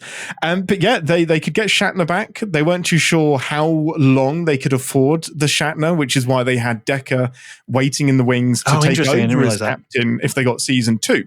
Okay. So they were pretty convinced that they weren't going to be able to afford Shatner for a second season where they're going to get that. Everyone else was fine because they only paid them tuppence. But yeah, Leonard Nimoy, they definitely couldn't get back. They wanted a Vulcan on the bridge, so they hired Zon. Dave. Which goes back into the question of what is Star Trek? And when we breaking the cast mold of having a Vulcan on the bridge, I think is one of those things that you've got to.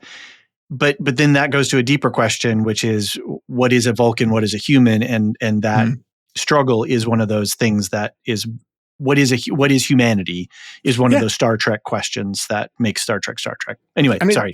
It's why TNG has a Vulcan on the bridge. They just made him a robot and called him Data.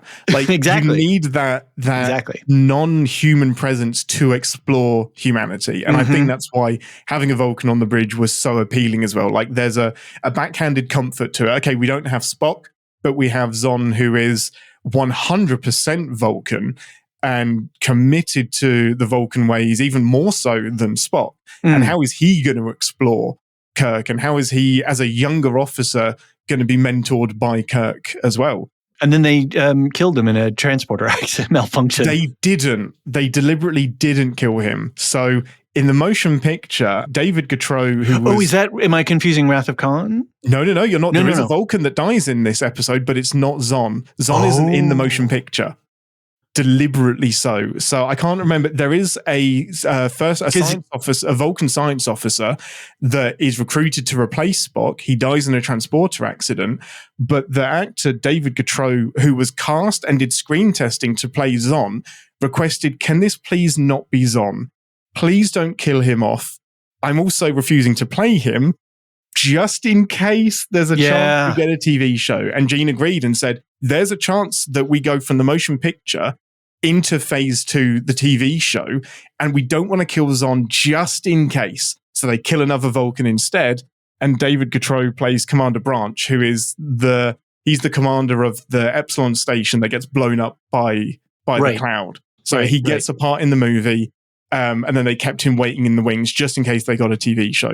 Brilliant sleight of hand, because in my mind, it is Zon that gets, because Kirk has that interaction with him in the transport area. As he's at Starfleet Command. Yes, he talks to the Vulcan science officer. But it's not Zon. Oh, nice. So they had a little smoke and mirrors thing. And so when people were like, "But that was," and then they could go, "No, it wasn't. No, it wasn't. He's actually, we're waiting for him. Oh, but he didn't get a TV show. Yeah, but we're still glad we did it." But brilliant sleight of hand. And again, a testament to Gene, like being really smart and covering his bases as well. Like I think deep down, he knew Star Trek's place was on TV, and had a lot of these scripts written with Zon in them, and it would have been a nightmare to rewrite, recast, and change that character. So really, really, really smart move, I think. I want to throw in this quote that I picked up from the 50 Years book really quick, and this is Roddenberry.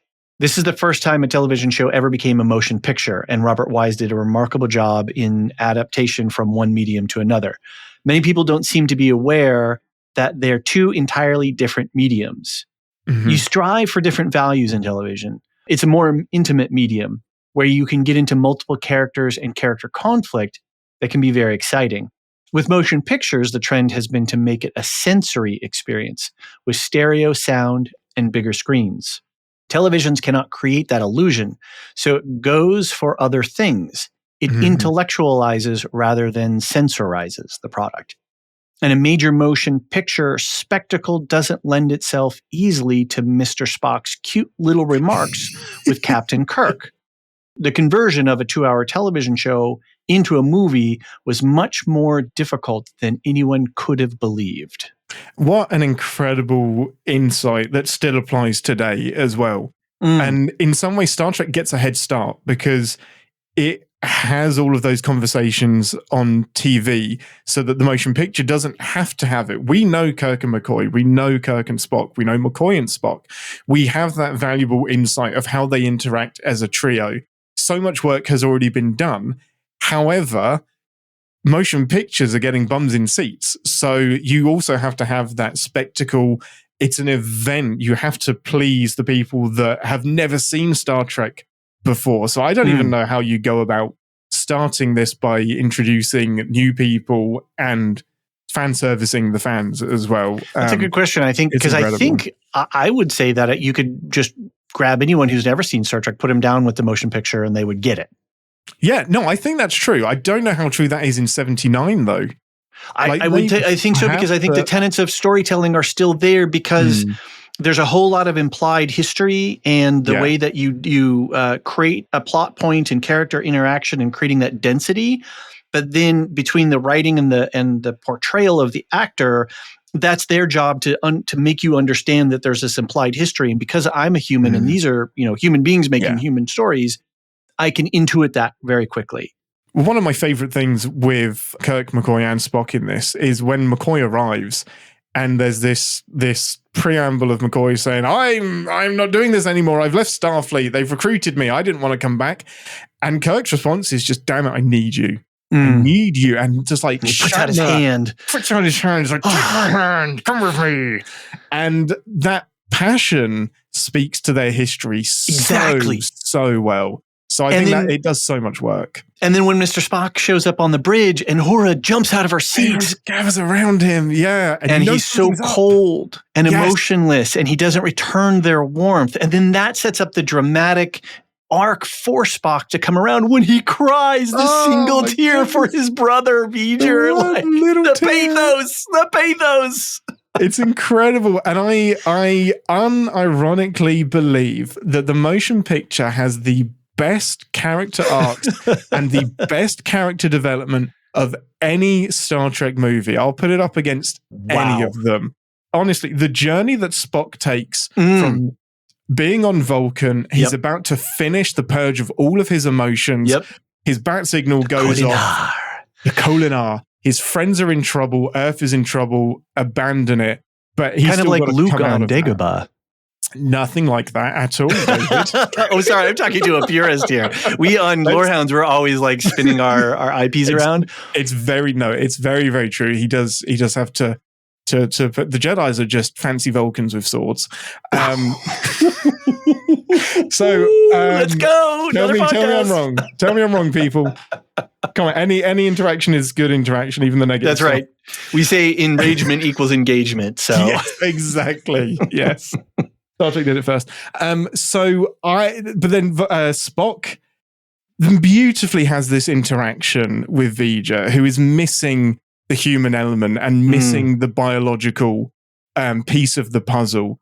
And that scene in sickbay, I think that's one of the beauties of the director's cut is that we get a bit the director's edition is that we get a bit more of Spock's emotion in there as well, and a bit more of that interplay between him and Kirk.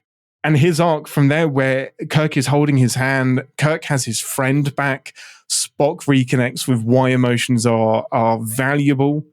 And by the end of the film, we really have the crew that's ready to go into the Wrath of Khan. So yeah, there's a big difference between the Wrath of Khan and the motion picture, but it happens during the Wrath of Khan. And McCoy's brought back into the fold. Kirk goes from this stuffy admiral that's been behind a desk back into the captain's chair and understanding that's where he needs to be. The development of where all three of them are, sadly, no one else gets any development other than screaming. But where the three of them are throughout this movie, especially Kirk and Spock, is so deliberate and often, I think, overlooked by pacing issues that people put forward. Well, if we go back to that idea of the motion picture as being a source element, a source for all these different elements that then ultimately get broken up and added to things. We're the only ship in the sector. Under repair. Not finished, not ready for the mission because it's being repaired. Exactly. Damn it, Jim, you should never have taken that promotion, right? Yes. Like getting back the command is there. And then obviously all of the other standard tropes of Kirk with Bones and Spock on either shoulder of his humanity. But yeah, it really does create the material that gets used later on over and over again. Yeah, it cemented that. Like, we'd seen it in the original series. We knew that McCoy was the troll that was just going to prod Spock at every opportunity. Spock was going to be the voice of logic, and Kirk was the bridge between the two of them that came with the final answer. And the motion picture capitalizes on that, develops it, and then some of the bit that feels a little bit jarring is Decker and Ilea. That's the bit for me that would have worked in phase 2 that doesn't 100% work for me in the motion picture.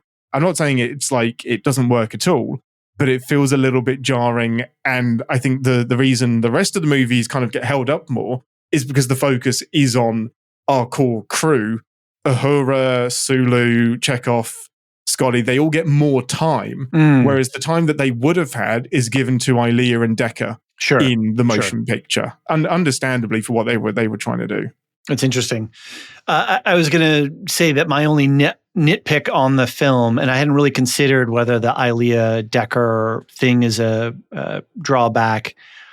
Well, I guess I have two drawbacks for the movie overall that are not in the thematically placed arena, but more in sort of a movie. Does the wormhole thing with the asteroid is that really necessary? It does give us some mechanical elements to, why Spock has to work in the engine room, which is great. Oh, I could talk about that scene at length. No, carry on your thought. And then what was the other thing? V'ger disappears and Starfleet wants to make sure how we're doing. Yeah, we're good. We're going to head off. Bye. Bye. No debriefing, no nothing. Just we're going to fuck off into space. And I've got two fantastic explanations. I'll start with the last one, and I think it purely exists so that the Enterprise can emerge from the cloud with the sun at its back, and you get this huge, chills again. That, as if we haven't had enough of this ship. The reveal of the blinding light, and then the Enterprise just coming into view, and then the full shot of it, and then they go off. It exists just for that. Starfleet just said, wow, that looked amazing. No debrief needed. We're fine.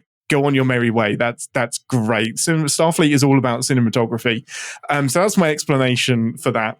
Now, the wormhole is fascinating, and I completely agree that the function of the Enterprise getting sucked into that wormhole, I've just said sucked, and a physicist is going to come at me and say, technically it was parabolically vectored or something like that. It was whatever happens to the Enterprise that gets it into the wormhole. And a very different wormhole from other wormholes, Yes, exactly. It was more of a slipstream. Wasn't there some slipstream stuff in some other Star Wars?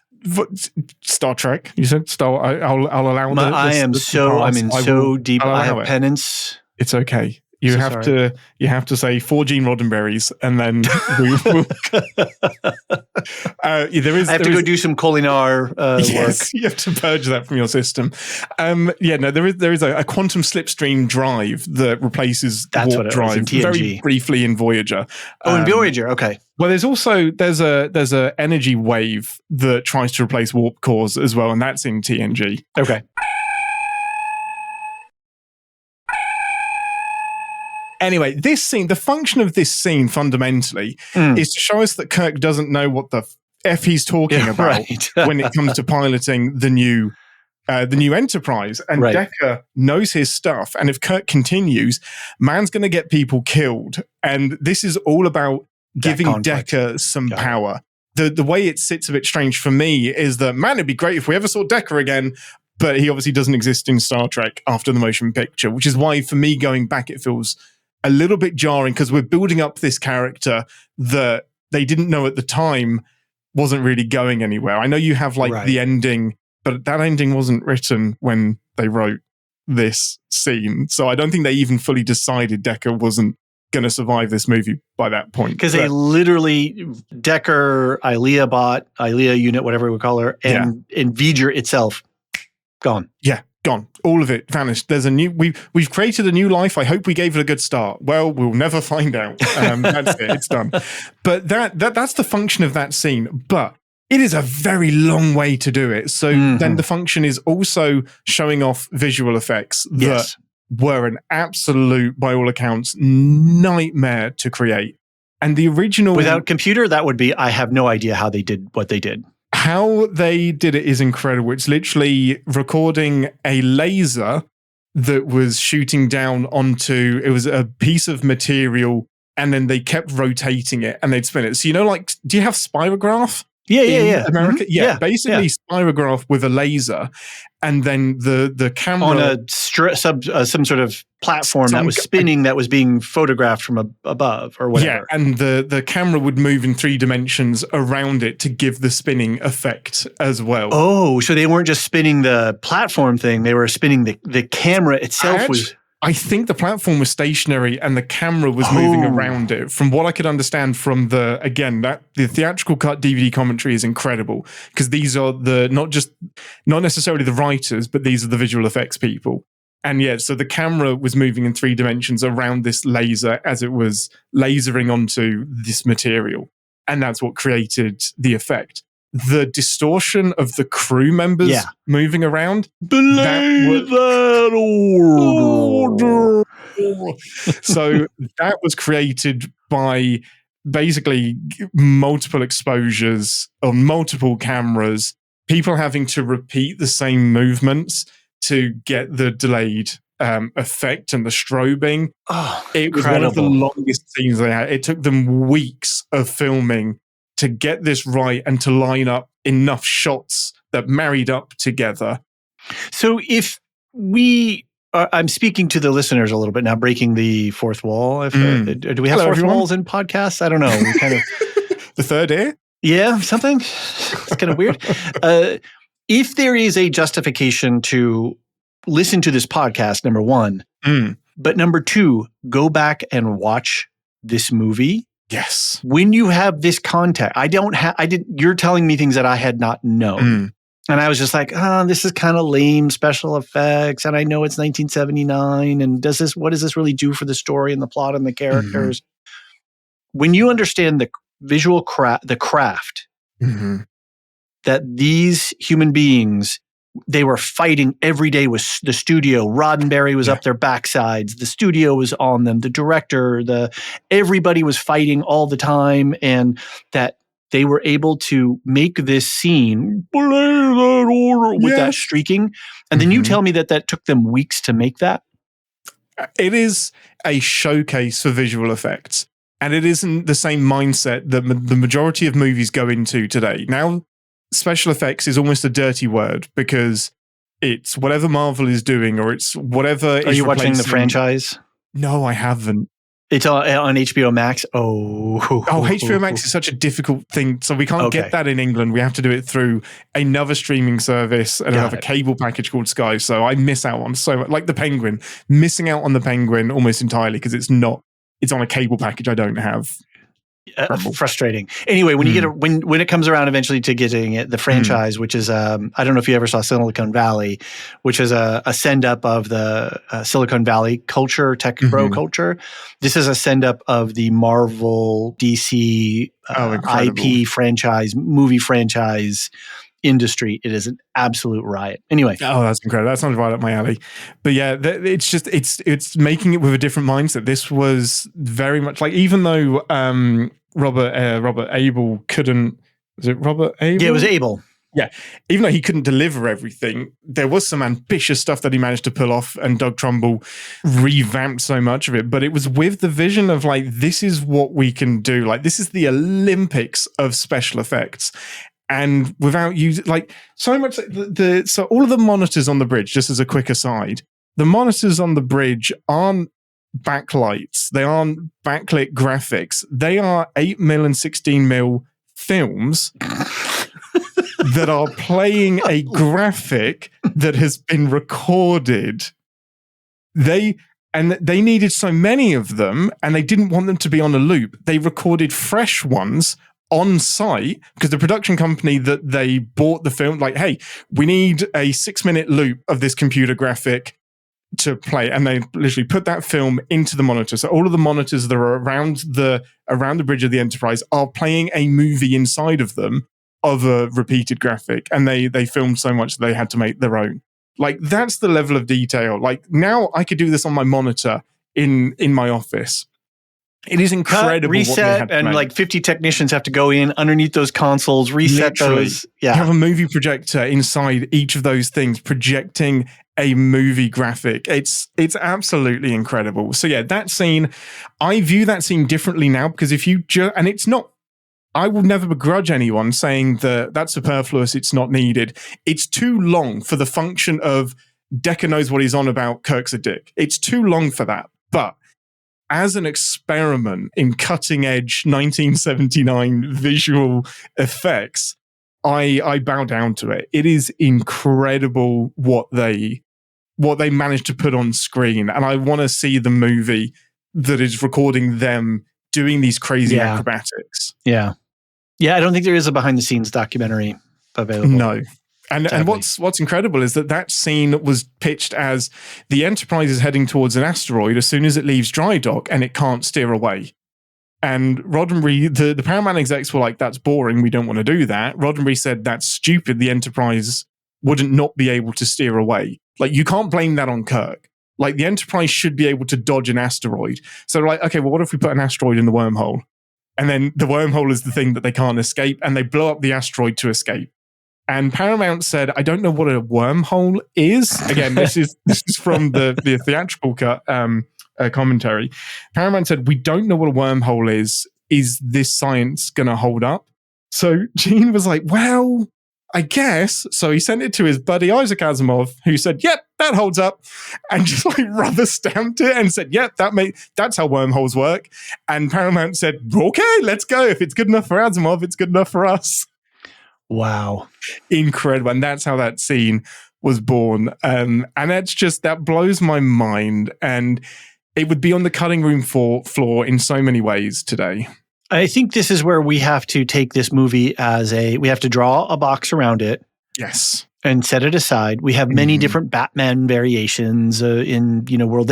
We don't have to have this as part of our storyline continuum. Mm-hmm.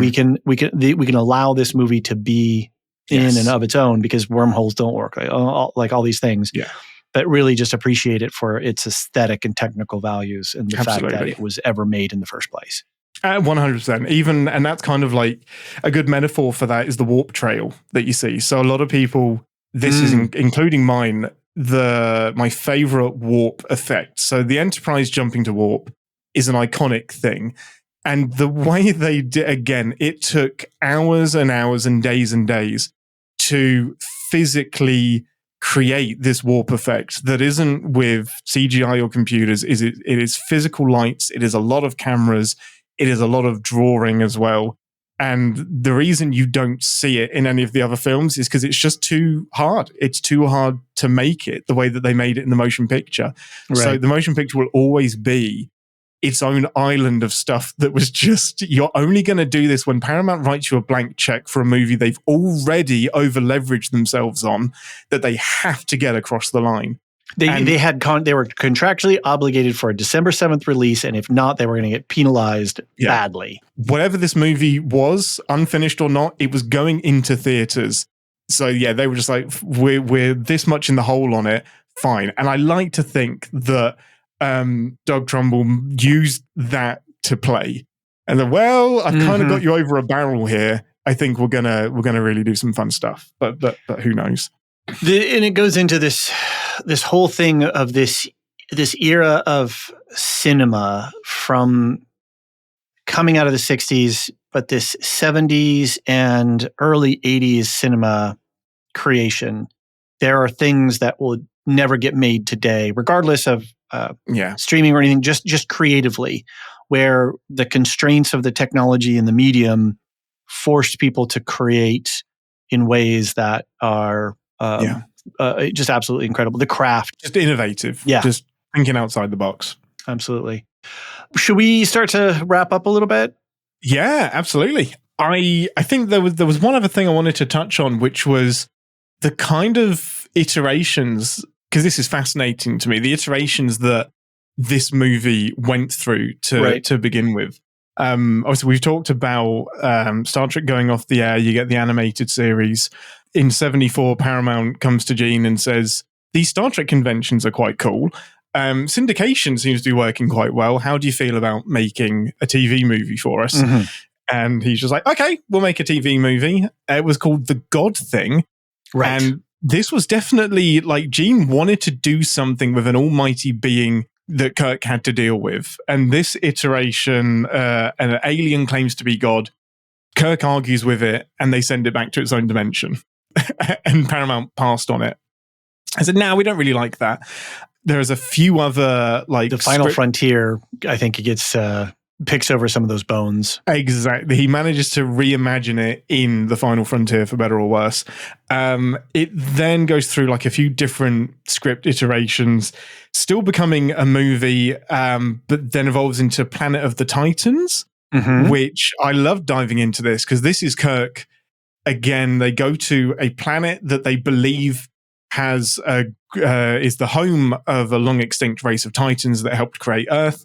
They get sucked into a black hole and get sent back in time to caveman times and basically play out 2001: A Space Odyssey by introducing fire to cavemen and accidentally birth the human race.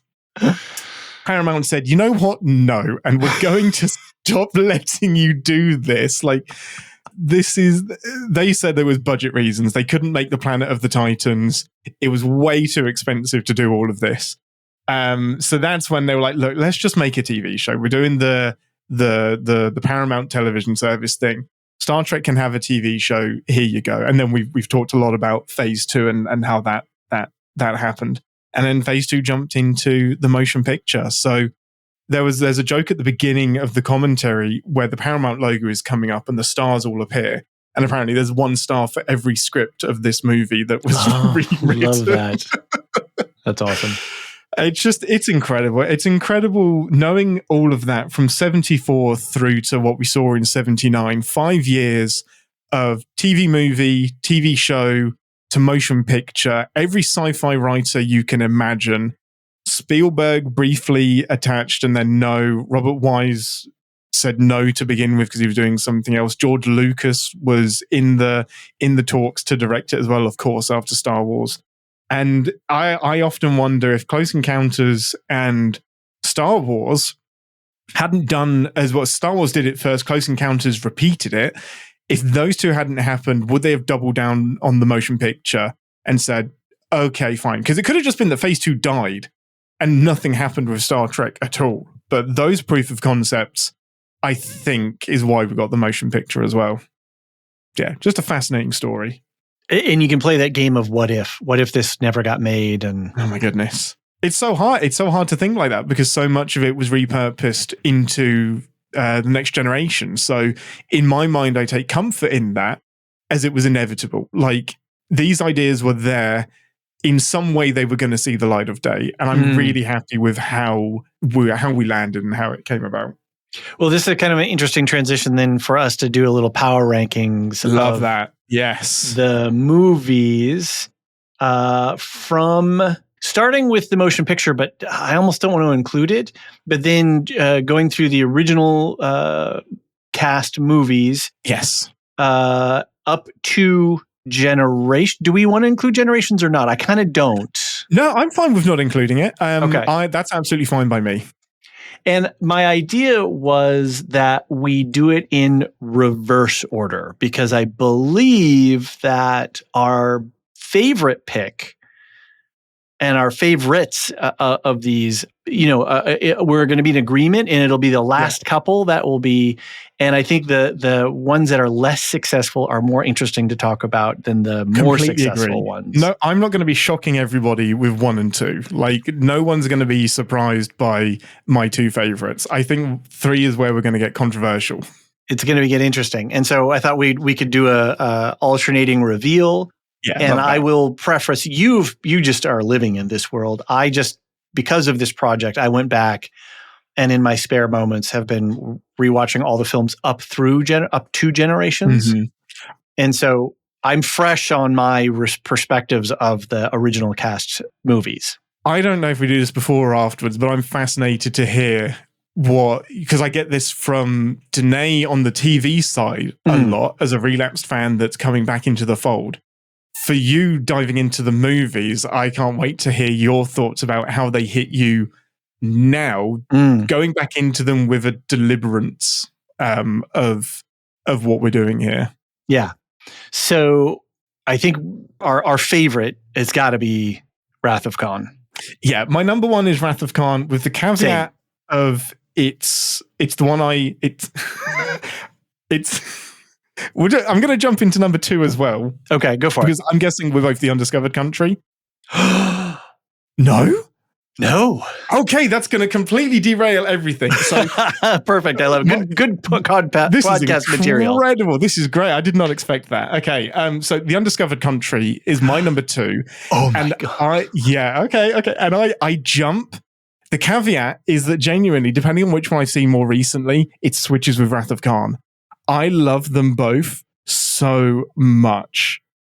And it's that's the sound of my jaw hitting my desk. That's the sound of 1,000 Jedis just igniting their lightsabers. Exactly. So genuinely, like The Undiscovered Country, Star Trek 6, I love that movie so much. Wrath of Khan 9 times out of 10 wins out, and it will consistently be my number 1. The Wrath of Khan is a perfect action movie start to finish, action sci-fi. And it has got so much drama and narrative and pathos, and Ricardo Montalban is dramatic consistency glorious. As well. Glorious in that role. I think quoting Shakespeare is often applied to Picard and Patrick Stewart. It started with Ricardo Montalban. It really did. Like he tasks me. Like his delivery of this is SETI Alpha 5. His every single line, he eats them alive. And oh my Lord. It's just, where did this performance come from? It's incredible. God. And then Kirk is matching his energy. But what's Shatner's matching Montalban's energy. One of my favorite, like, this is something I didn't realize until recent years, but Shatner's delivery of Khan is one of the most iconic moments in all of Star Trek. However, it's not just Shatner acting, that's Kirk acting. Because Kirk knows at that point that Spock hasn't abandoned him. And Khan, he's selling it to Khan that you've left me on this planet to die, but he already knows that Spock is minutes away from beaming them up. So he is screaming at Khan and selling that it's a lost cause. So that extra layer blows my mind every time. Kirk is acting as much as Shatner is acting in that Khan moment. So for the film festival, yes, we need to watch the movies together. Oh, that would be incredible. Yeah, that's easy to arrange. Yeah, that is coincidentally the format of Captain's Pod. Danae and I watch the episode together, and then Raw go straight in to recording a podcast about it. It's really fun. Because to have this and to be able to talk about what we're seeing on screen and live the emotion real time is just would be so, because these movies are so rich. Yes. And there's just so much cellular history. Our own DVD commentary. Yeah. to add to the movie. That's right. Okay, well, my number 2 is Search for Spock. I respect that. A lot. Search for Spock. There's this the famous thing that every other... Oh, sorry. Right. I screwed up. The Voyage Home, aren't you? Yeah. Voyage Home. I had the in reverse. That's why I got confused, and I was like, wait, Search for Spock. Yeah, so I got a little confused there. So yeah, Voyage Home is number 2. The one with the whales, as it's colloquially known among Star Trek fans. Purely on vibes, because that storyline is a dumpster fire of plot holes and inconsistencies and things that are just entirely unbelievable in what could be. But when you put the humor into it, and when you put those actors who are making fun of themselves by taking themselves out of time and being on the streets of San Francisco, and Spock's memory loss and coming back into himself. Yeah. And why not? Yes, exactly. That's what I was trying to remember some of those lines. Or the reaching over and giving the nerve pinch to the guy with the punk boom on the box on the bus.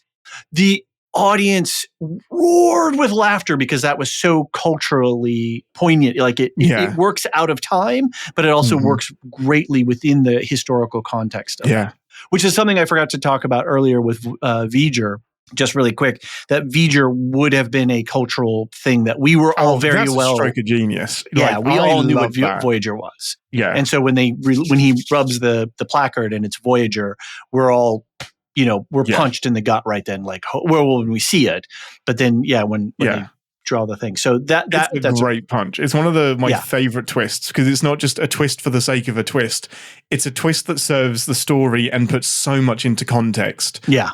For the rest of them, for the entire movie, it's a stroke of genius. So Voyage Home for me on a storyline basis does not hold up at all. It's completely ridiculous. It's the only comedy Star Trek movie, and it's brilliant in its comedy. And it's so well executed. It's a little bit jarring sometimes for me, because Star Trek, first and foremost, isn't comedy, and this leans into the comedy and the ridiculousness so much. Like, just McCoy and Scotty going to the plastic factory to get computer. I'm holding up my mouse and speaking to it right now on screen. Great. It's so good. Transparent aluminium, and the discussion they have about corrupting the timeline. It doesn't even care about corrupting the timeline and introducing transparent aluminium. Because the Enterprise crew were the only people in the sector and the only people who could save the fate of the universe. Well, they're not even on the Enterprise. No. They stole the Enterprise, blew it up, spoilers, stole a Klingon bird of prey. They're the only ones alive because they're the only ones that haven't been wiped out by this whale probe. So they decide, hey, you know what? We did that one time. We went back in time, didn't we, when we slingshot around the sun? Let's just do that again and pick up a whale. Like, it is, they literally go back in time to pick up a whale, to talk to a whale probe, to convince it to stop attacking Earth, when in reality, and then it just fucks off, and we never to be seen again. And the hostile witness that they kidnap and bring to the future should be saying, yeah, kill these bastards. The humpbacks in the 80s are nearly extinct because of them. So go back further and you need to go back even further to a point where you're not killing humpbacks, because this whale wants you dead. Like, that probe should have finished the job based on the testimony of the humpback from the 80s. There be whales. There be whales, sir. It is one of the most quotable Star Trek films. Like, you have the genius. Speaking of context at the time, you have Chekhov, a Russian, at the near height of the Cold War. Vessel. Please, can you direct us to your nuclear vessels, to a police officer? The insane thing is that the police don't arrest him straight away. It is San Francisco, after all. It's so great. There are just so many incredible moments in that. Everyone remember where we parked. Every time, without fail, that I park my car and it's somewhere strange, everyone remember where we parked. I knew that quote from my dad before I'd seen the movie. Everyone remember where we parked. It's just, that is such an iconic movie. This movie sits in number 2 for me, because it takes the seriousness of everything that has come before and completely inverts it and brings in this element of joy and fun and escapade that exists nowhere else within the series. It stands alone, but it is delivered so well. All the actors commit to the bits. Yep. And it tells a more. There's something else that is intrinsic to Star Trek, and Star Trek sometimes works almost better as this anthology type of show, rather continuing storytelling. It's almost like a Twilight Zone kind of thing, where we're going to just take this idea and then play with it. And that's what this movie does, because it talks about environmental conservation. Yeah. It talks about our relationship to other species. It talks about our relationships to ourselves. And it just is so unique in that way. And purely the vibes elevate this movie in a way that is unseen in anywhere else. And I can't ever let go of the heartwarming nature of this movie. Yeah, it is. I would say, other than The Wrath of Khan, it's the most famous Star Trek movie. It's the one that people really have heard of. Oh, that's the one where they're actually on Earth. Like everything looks familiar because it's set in the 80s. It's set in San Francisco. It's ridiculous. Even the score is like a John Hughes score. Like it's a comedy score. Like it is a playful, light-hearted score after the heaviness of The Wrath of Khan and The Search for Spock, which have this very consistent score throughout. This one goes like hard left turn into a very comedic score. But yeah, I've never considered the score, unique. So you're bringing your cinema sins eye to this. This is great. When you watch it again, you'll notice the score. In particular, when they're in the hospital and they're trying to escape with Chekhov's Oh, that's body. a classic. Incredible. Yeah, slapstick sort of chase comedy. Completely slapstick. It's noises incredible. off type of thing. Yeah, exactly. I absolutely see why that's number 2.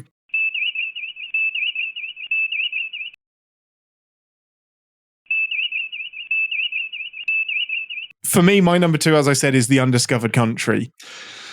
Man, and you've sighed. Why didn't this movie hit you? Do you see the pain on my face? I see the pain on your face. Why didn't you like this movie? Why are you so wrong? It is. So I have a fresh rewatch of this. So I don't know. Do we talk about it now or at the end? Because can you guess where this one is for me? Oh, it's at the end. Let's wait until the end. Yeah, let's wait. I'm absolutely fine with waiting for the return of Nicholas Meyer and the incredible piece of movie cinema that he made. So what's your number 3 then? Search for Spock. This is where I get a bit controversial. Mine's the motion picture. So you're including. See, I didn't include motion picture. In my listing. Oh, well, that's interesting. Where would I guess we didn't set that rule, but I have a hard time comparing the motion picture to anything else. Yes, agreed. It's Robert Wise. He's a director completely outside the Star Trek franchise. As you mentioned before, he had never seen the thing until he was actually tasked to make the movie. Yeah. It stands alone timeline-wise, V'ger, all of these things, nothing relates to the rest of this frequency. But even though this is the Star Trek Motion Picture Podcast, so it really should be included in my power rankings. So I would put it in at I'm going to put it here in my notes right now. I'm going to put it as my number 3. And it goes up in my ranking every time. And I think 3 is where it's going to stay. I feel good about 3. I feel really good about 3. Like I respect it so much as a piece of cinema. And wherever it's a shame because it has such a cloud over it from its cinematic release. It does. It really, really does. But even the theatrical version, I can enjoy that as well. Like it's not the final product, but I enjoy it. And it's just, it is hurt by everything that came after it being so good. But this is honestly a fantastic piece of sci-fi cinema. And every time I watch it, I appreciate it more. Yes, the commentary has given me an extra level of appreciation. This research has helped me appreciate it more. Yeah. But organically from that, every time I watch it, I appreciate it more. And it's just that's having it in third place is an acknowledgement for me. Like The Wrath of Khan and Undiscovered Country, for me, a top tier TOS. This is, if you're going to do like an action sci-fi, this is what can happen. Popcorn entertainment. If I'm getting a pizza and I'm going to get some snacks and some buddies round, we throw on The Wrath of Khan. But the motion picture as a piece of cinema is incredible for me. I love it so much. So yeah, I'm happy with that being my number 3. And yours was your... Well, I added it in as now my number 3. So that would make your number 4, The Search for Spock? Correct. Correct. Tell me why that's... It's surprisingly holds up. It has a coherent story, has a clear beginning, middle, and end. It is where it sort of lacks is in some of its practical effects, the earthquake and the silly trope of like, reaching over, give me your hand and, Yeah. I have had enough of you. But what's his name? Who's the actor who plays the main Christopher thing? Lloyd. Thank you. Christopher Lloyd is an icon. Oh my good. Incredible. And he commits to that bit as well. Before Back to the Future as well. Like he hasn't done Back to the Future yet. Yeah. He was born to be Doc Brown and this Klingon. Yeah. Yeah. He's incredible. We get a lot of world building around the Klingons. We have a very poignant moment of Kirk losing his son. We, Klingon obviously bastards killed my son. you like you're activating me whenever you do. Just fall into my chair for a second. Yeah, exactly. There's and it's a coherent storyline, and there is it's silly in some ways. Spock's adolescence and the little Pon farr action. Mm-hmm. Yeah. McCoy with the what's it called? The Katra. The Katra in his head is like, "You Vulcan bastard! You did this! I knew you did this to me."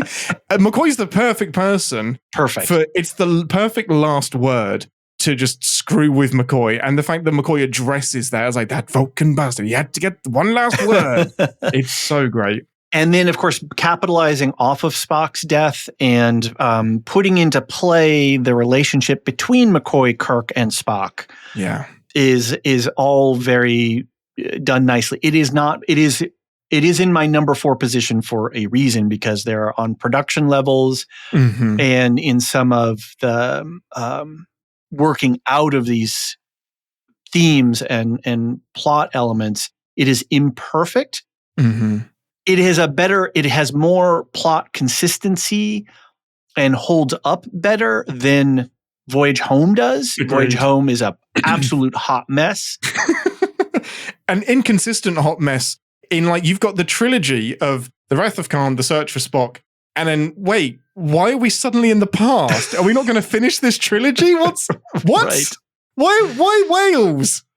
But it just sort of, it just has some, again, it starts to feel like the studio's squeezing, and I haven't looked at the budget numbers for what's being devoted to it. You can guess. Yeah. It's the same thing happened. We covered Planet of the Apes earlier this year. Oh, that's fascinating. How that budget drop off in the Planet of the Apes. They squeezed and squeezed. Yeah. Yeah.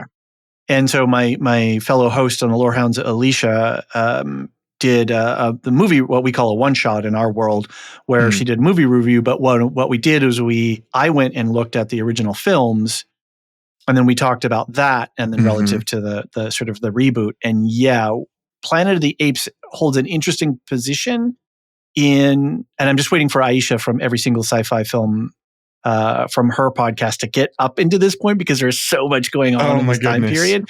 But the Planet of the Apes is really interesting because it is one of the original franchise establishing a story universe. Yes. And then working the franchise. But yeah, the budgets every year down and down and down, and still expecting that same blockbuster result while they're squeezing the creativity and the ability to actually just do the job.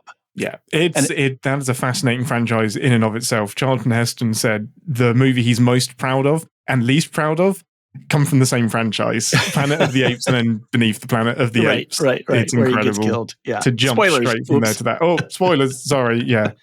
What an ending. Anyway, I could do a show on Beneath the Planet of the Apes. Okay, so that's my Search for Spock number 4. What's your number 4? So my number 4 and number 5 switch, and it's so hard. It's the Voyage Home and Search for Spock, which is quite fitting because we've just done a deep dive into both of those. My teen ranking and my want to impress the fans ranking is the Voyage Home and then the Search for Spock.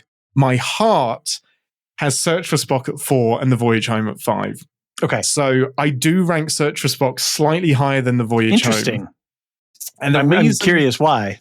The reason I do that is because, yes, the Voyage Home is iconic and it is fun, but it's also not why I go to Star Trek. The Search for Spock is why I go to Star Trek. I get that. Much more. There's a cohesive story there. Voyage Home was very popular, which is like, I do not begrudge them doing what they did for the Voyage Home, especially for like budgetary reasons as well. Rumor has it Eddie Murphy was going to play the woman. What's her name? Oh, Dr. Carol. No, not Carol Marcus. God, what am I? What's her? Oh no, I'm going to look it up. You carry on. I'll look it up. I think Gillian Taylor is the character's name. That was going to be Eddie Murphy. Like they were going to go for, or Eddie Murphy was going to be like a captain or some. But anyway, there was going to be a huge comedy element injected into the Voyage Home that never happened. And that I love watching the Voyage Home, And as a movie, I really enjoy it. But as a Star Trek movie, I think Voyage Home, The Search for Spock works better as a Star Trek movie. I get that. The arc of Spock still alive, we're going to get him. That is, I don't know what's more Star Trek than that. Like, that is like the crew get together on a rescue mission and then let's go and do it. It suffers from like not working without the Wrath of Khan. It doesn't make any sense. It is not a standalone movie, which is why I have it relatively low down on this list. But this is the first like Star Trek iteration or kind of project that didn't have Spock in it. Like, okay, you've got Team Spock, but you do not have Spock in this movie. This is a Star Trek movie without Spock and without Leonard Nimoy. The fact that we can watch it at all is incredible because Leonard Nimoy is he is so much of what we love about Star Trek is him and Spock and what he brings to the table. Capturing the Enterprise, escaping with it, the escape from dry dock, that entire escape sequence against the Excelsior is freaking incredible. Just Kirk looking to Scotty and he's just like, now, Scotty, open the doors. And he's like, now. And Scotty's like, yeah, I know, Captain. I'm trying. I'm doing it. Absolutely incredible. Trying to get the captain, the asshole captain of the Excelsior with his little the actor staff. What is the actor's name? It's escaped me. Yeah, he does a great job though as being an unlikable captain. Captain Styles, James Sisking. Sisking. Yeah. Absolutely, he's so good. Perfect performance, just like brushing his nails in his cabin while he gets called to the bridge. Perfect physical acting. And honestly, this movie destroys the Enterprise. That is bold. That is a bold swing. Like, I don't think anybody liked it at the time. It didn't have Spock in it. They blew up the Enterprise. They're like, what have you done? Kirk, my God, Bones, what have I done? But that shot of the Enterprise saucer section blowing up and then crashing down, I replay it every time I watch it. And I think it works for the movie. It's exactly what needs to happen in that movie. The sacrifice he makes to get Spock back. Like that, the ship is not as important as rescuing Spock. And I just think the arc of getting Spock back, it had such a high level of difficulty and it executes it well. And yeah, the ending is a bit cheesy and a bit hand wavy with just Kirk getting beamed up, doing a great Klingon impression. But it has a really great. That's it. So good. So good. I love that. And then for Voyage Home does come in number 5 for me for the reasons that we've talked about. I like it. I have a great time with it. It's not necessarily why I come to Star Trek. I think I absolutely have to own the fact that Voyage Home as number 2 is a big nostalgia. Yeah, totally get it. Energy for me because when we were in the theater was on its side, hilarious, rolling in the aisles, laughing. We came out of the movie supposed to do. That's great. Just, energized. It's incredible. Yeah, I wish I could, and I think I might feel differently had I been there for it as well. And the shock of, wow, Star Trek's doing something different. Like, that's incredible. Yeah. No, and doing it well. They did it so well. They did the comedy bit so well. Well, and that's the first Star Trek movie without the Enterprise as well. Like that in and of itself is bold. Yeah. That's to have one of the main characters not in the movie is huge. Sir, it's the Enterprise. Understood. Pan over. I was like, what are the odds? That's amazing. Perfect. Brilliant. Yeah. All right. Well, my number 5 is Final Frontier. Not number 6. I'm sorry. I'm now it's your turn to be shocked. I'm trying to be accepting. I'm trying to be gracious as the custodian of Star Trek in this conversation. You like the Final Frontier more than the Undiscovered Country, and I am excited to hear your reasoning.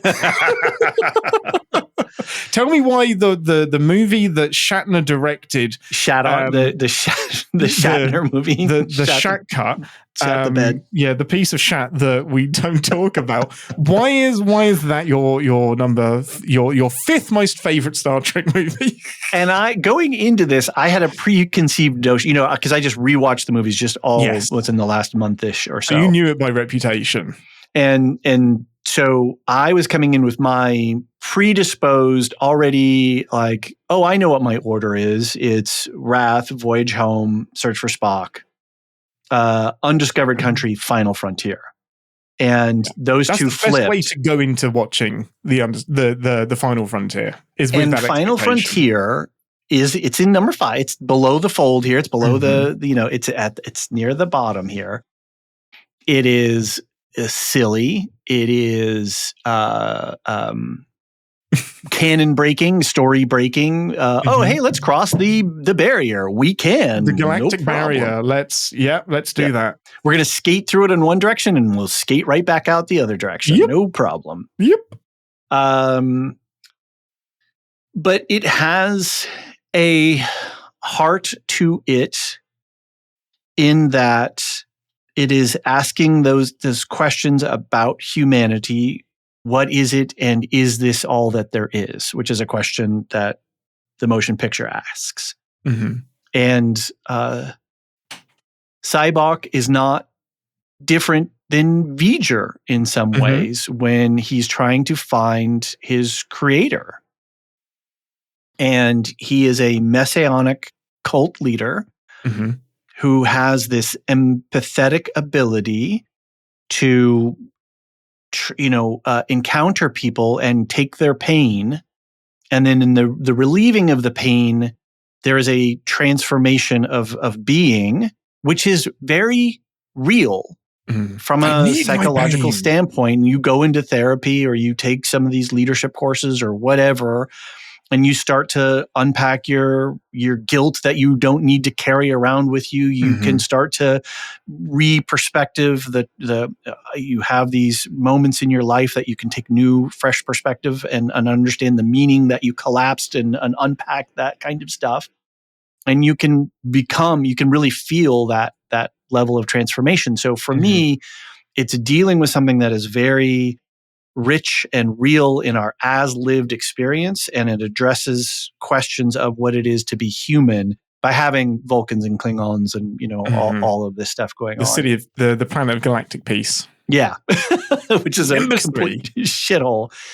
As a plot, as a story, it is garbage. It is a dumpster fire. But because of that, those questions of psychology and transformation and the seeking of truth, it is above Undiscovered Country for me. I don't disagree. It is very popular to poo upon the one with God.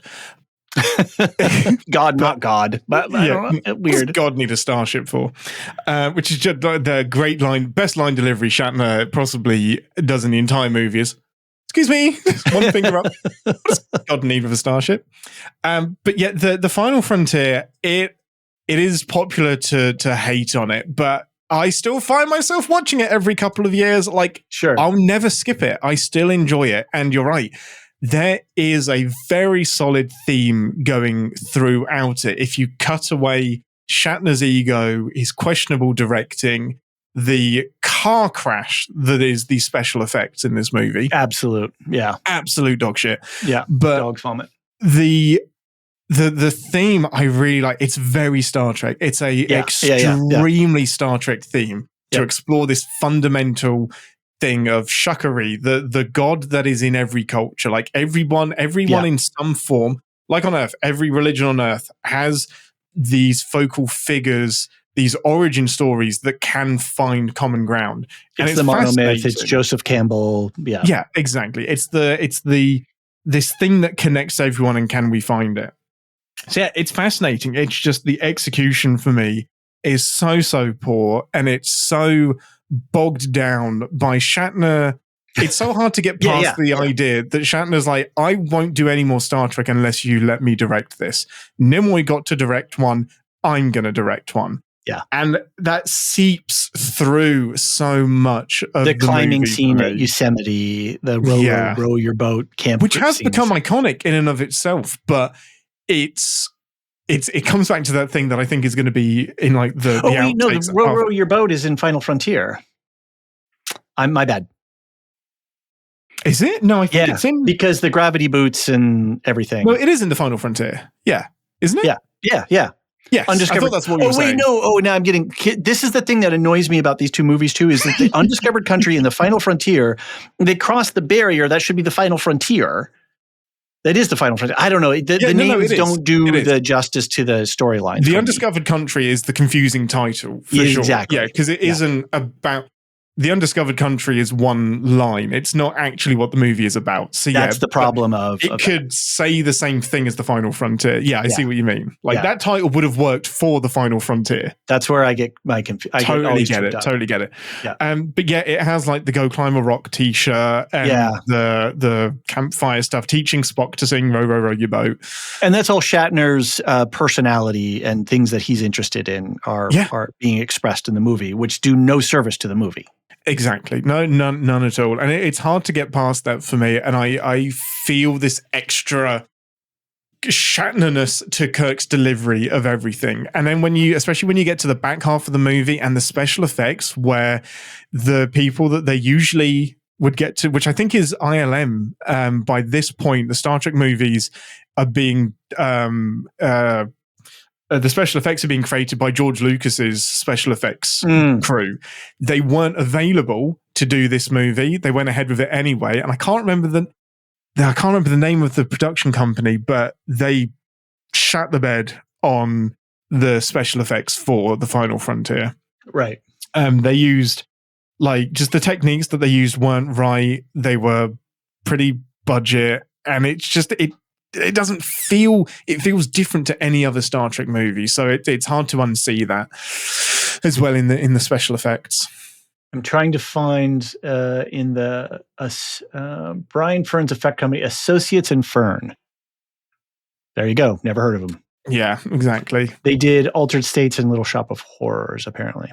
Oh yeah, they got this off the back of Little Shop of Horrors, and it shows in some of the. Is it when you have like the Klingon bird of prey that picks up Kirk, and you have like the shuttle sequence where they're piloting the shuttle from Nimbus 3 into the Enterprise, which I love as a sequence, but the visual execution of that is terrible. Right. But yes. So Undiscovered Countries, what's your number 6?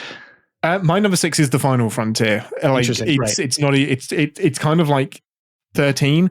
It's off the list somewhere. Yeah. But again, I still find myself watching it. And Undiscovered Country was my number 2, which is your number 6. So tell me why you dislike this amazing movie. I was like, okay, I'm ready for Klingon spouting Shakespeare and floating globules of blood. Yes. And then we got blood. The prison planet. We've got Day of the Jackal, assassins. Yes. We've got all kinds of things. Phantom torpedoes. Yes, mysterious torpedoes and crewmen. This is your locker, and here are your gravity boots. Yes. And then they all look down and they see the the reptile feet.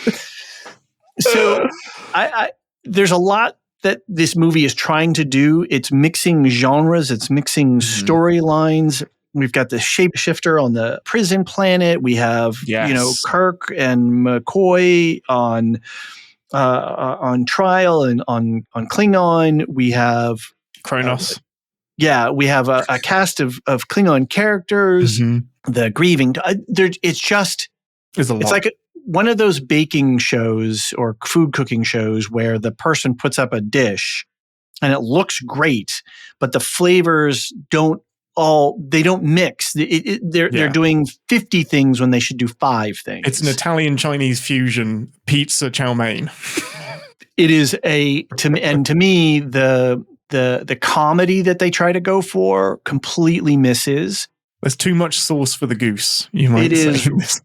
It is just, it makes it to me unwatchable. And then when we get the reveal of, who's really behind this nefarious plot. A young Kim Cattrall is behind it all. I do not buy it at all. You'd have bought it even less with the original idea, which was to have Savick Be from the the Wrath person. of Khan, be the person that's the God. that would have that change if they'd kept that changes things. That would have Yeah. been breaking.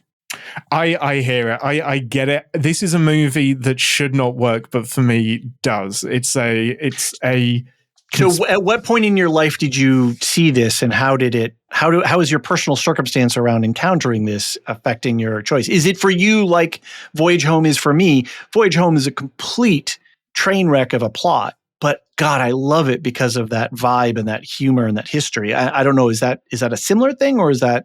It's got. I've seen The Wrath of Khan and The Undiscovered Country. It's no coincidence that those two are my dad's favorite Star Trek movies. Interesting. So that meant that they were in rotation a Heavy. lot. So if we were going to watch, he steered away from the Star Trek movies a lot. But if I insisted on watching a Star Trek movie, he'd be like, "It's still a win. I'm watching Star Trek." I got my kid to convince. I convinced my kid to convince me to watch Star Trek. What's going on? Right. So it would be between The Wrath of Khan and The Undiscovered Country. So yes, this is one that was on rotation. So I get it that I do have a bias for that, and it is visually imprinted on my brain because of the floating Klingons, the purple blood, Kirk with one knee on the chair, fist in hand, fire! Like that, just pummel them with torpedoes. They're operating on a torpedo while it's traveling down the tube, people. They're going to get fired out with it, and Kirk doesn't care. The mystery behind it, the murder mystery that Spock Columbo has to solve while he's on board as chief investigator, Detective Sherlock Spock Holmes, because we all know that Sherlock was actually written in Vulcan first and then cribbed by Arthur Conan Doyle. There is all of that. There is the incredible space battle. There is Sulu in the Excelsior racing to meet his who gets friend. promoted, who gets a promotion that he had just deserved. Finally, Yeah. in spite of Shatner, because he didn't like George Takei. Right. But just they're on the Excelsior, they're racing towards it. The ship's going to fly her apart, damn it. And just all of that drop, for me, it is executed beautifully. And for me, it showed that Star Trek once again could genre hop. And I didn't realize this as a kid. It's something I've come to much, much, much after the fact. You've got The Wrath of Khan being The Hunt for Red October and a submarine movie at its heart by the time you get to the finale. minus whatever. And exactly. And one ping only. And this, you have this, like I said, Day of the Jackal. Connery, by the way. Thank you very much. I have an advantage by being just British. south of where he's from. Yeah. But yeah, the Undiscovered Country being, like I said, the Day of the Jackal, the conspiracy, the assassination attempt, the first time. All things I love. All things Yes. I absolutely love those genres. Mm-hmm. And it's one of the first times we see Starfleet be corrupt as well. This is a corruption within Starfleet. Yep. And it's Cold War, right? So it's absolutely at that time of when this was made. The fact that you're opening with Spock opening peace accords between the Klingons and Starfleet and Or Sarek? Spock. You said Spock. I meant Spock. Sarek said it wasn't possible. Okay. Yeah, Sarek said no. Well, Sarek's involved, but Spock is spearheading it. Okay. And That's right. You're right. Yeah. Sarek thinks it's illogical to even try. Right. But Spock is like, we're going to do this. Like, we need peace with the Klingons. Obviously, their moon has exploded, and that's where all of their Praxis, which is Chernobyl, and yes, exactly. And the allegory is great. The Klingon and Empire. I remember being shocked when Spock and Kirk are talking to each other, and Spock's just like, "Without our help, they're gonna die," and Kirk's just like, "Let them die." I'm just like, whoa, this isn't Star Trek. That's weird. But I get it because those Klingon bastards, they killed his son. And then facing Kirk with the longest transporter beam sequence in canon, which I am fine with it breaking. For all of you Star Trek nerds out there, you'll know that transporter beams have a confinement beam. So it stops you from moving. So you can't accidentally move a transported part of yourself out of the beam. That doesn't matter in this movie because Kang turns his head mid-transporter beam to look at Kirk. And just that the deafening sound of the transporter beam as they all come on board. There are so many moments in this movie that are just implanted into my brain that I love. So I can't look at it objectively. And that's why I hold it's it your up number there two. I get it. It's my voyage home. Yeah, it's exactly the same. Yeah, the nostalgia there, the iconicness of Christopher what's Plummer? his name? Yeah, thank you, Christopher Plummer. Cry havoc and let's cry slip. havoc! Like, whenever I get a wheelie chair, it's the first thing I do. I'm a child. I'll sit down in the wheelie chair and I'll spin it round and cry havoc. It's incredible. It's incredible. Brilliant. I get it. I respect it. Yeah, and I think you could ask this power ranking to so many different fans, and I would justify any order other than the Final Frontier being above 6. And I would accept any order of the movies because they all do, apart from the Final Frontier, they all do something different to the person watching them and your background, and it is such an eclectic, genre hop of a franchise that now when you have a franchise, it's how do we do the last thing better? Star Trek was very much how do we do something different better? So it's going to get interesting when we do a complete front to back power ranking. It'll be where we're mixing direct, styles and casts and that kind of stuff. I will tell you there is a new number 6. There will be a new bottom place if we do a full ranking. Final Frontier is not my least favorite. Don't say anything. Don't say anything. Nope. I'm intensely curious.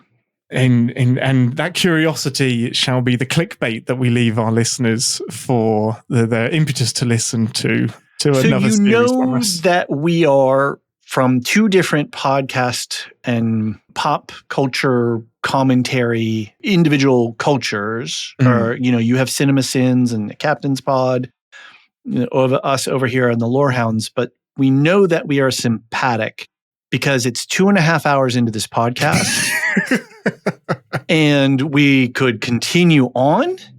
I haven't even begun to talk about the split diopter camera technique and lenses that were used in the motion picture. Like, that's in my notes and we're not going to get to it. So this is a quintessential element to the Lorehound culture, which is, it should be a quick podcast, an hour and a half, and it's, 2x, 2.5 times. And you leave so many we use those little check boxes in Google Documents, like for our notes that we get, that there are half a dozen unchecked topics. Yeah, just left on the floor. And this is and after it pains having you. It pains you that you did not get to talk about that thing. Which is why I shoehorned the split diopter into that final comment, because I have to talk about the split diopter and how you don't see that in many movies. This is when you can see the person in the background is in focus and the person in the foreground at the same time. And it goes throughout the motion picture and it adds so much depth to the movie. And that's something I'm not going to get to talk about. Boy, now I have to go back and watch the movie. You got to rewatch that. You'll see like a bit of blurriness between 2 characters, but you'll see Sulu in like the extreme background, Kirk in the foreground, both in focus with a blurry bit between them. And that is literally a lens that they put in front of the camera to allow it to focus on multiple points before 3D technology was even happening. And it just gives you a depth of field for the bridge that is any other movie. Robert Wise was a gift. Chef's kiss. An absolute gift to this franchise. Incredible. Well, as we wrap up, for the Captain's Pod listeners, where can people find you, David, the Lorehounds? Plug all of the things that are worthy of plugging. We are at lorehounds.com. We have multiple shows within our range of just the Lorehounds. We cover Tolkien, we cover comics, DC MCU stuff. We do a little bit of movies. We do a little bit of books. I'll be covering Dune Prophecy by the time that this comes out. My compatriot Alicia will be doing Silo Season 2. Nice. John will probably be covering Star Wars Skeleton Crew for us as we roll through the new year. And so if you visit us at lorehounds.com, you can find all the things and the subscriptions. We have a community Discord. We have a great mod team.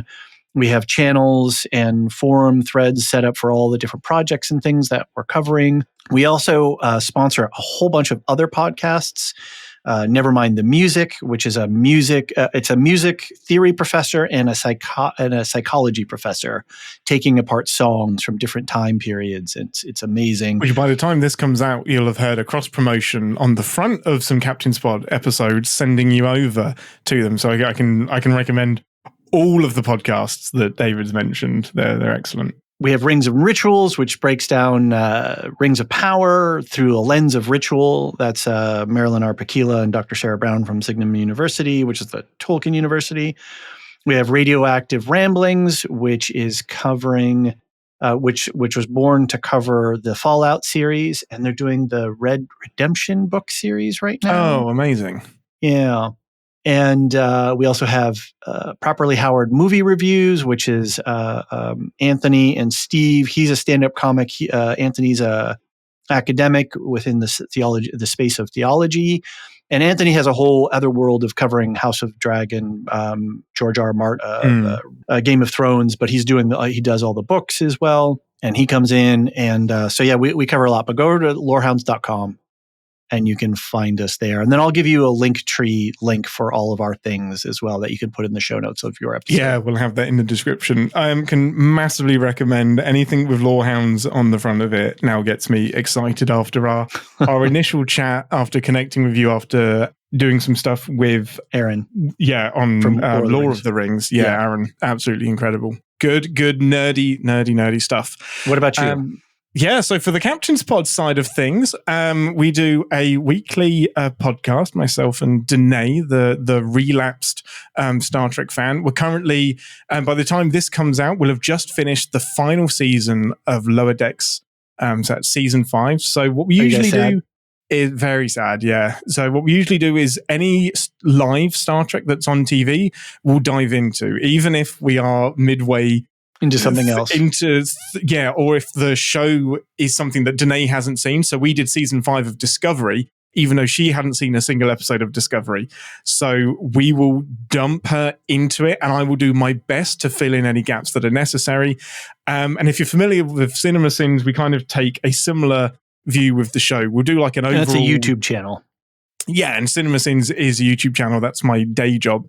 For the Captain's Pod show, we'll do a general discussion, and then we'll give it the Cinema Sins treatment, which is nitpicking and picking apart inconsistencies for the second half of the show.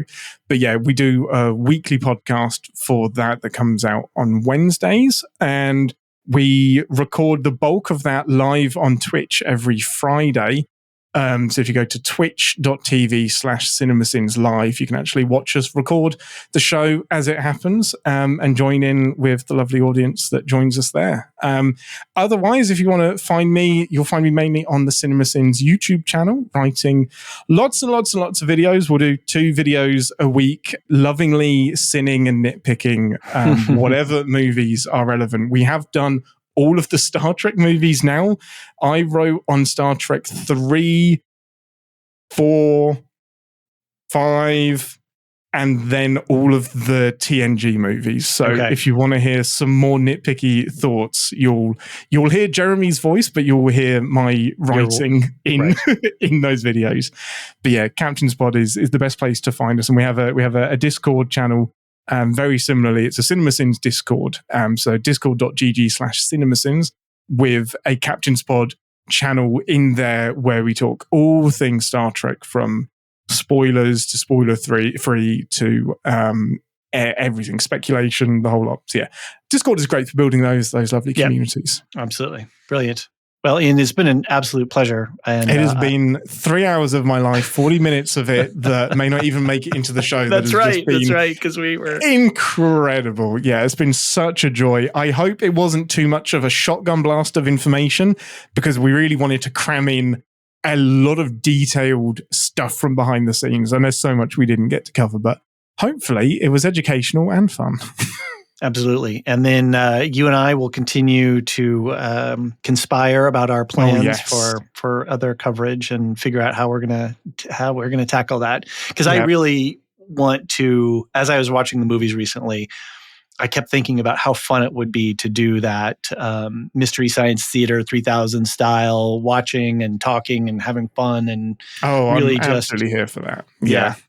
There's something to be said for a hyper prepared podcast that's a deep dive, and then just a raw emotion. We're enjoying the movie together, and this is how we feel. Like there's so much fun to be had in that. So I don't think this is the last time you'll hear our two voices talking about how wrong David's opinion is of The Final Frontier.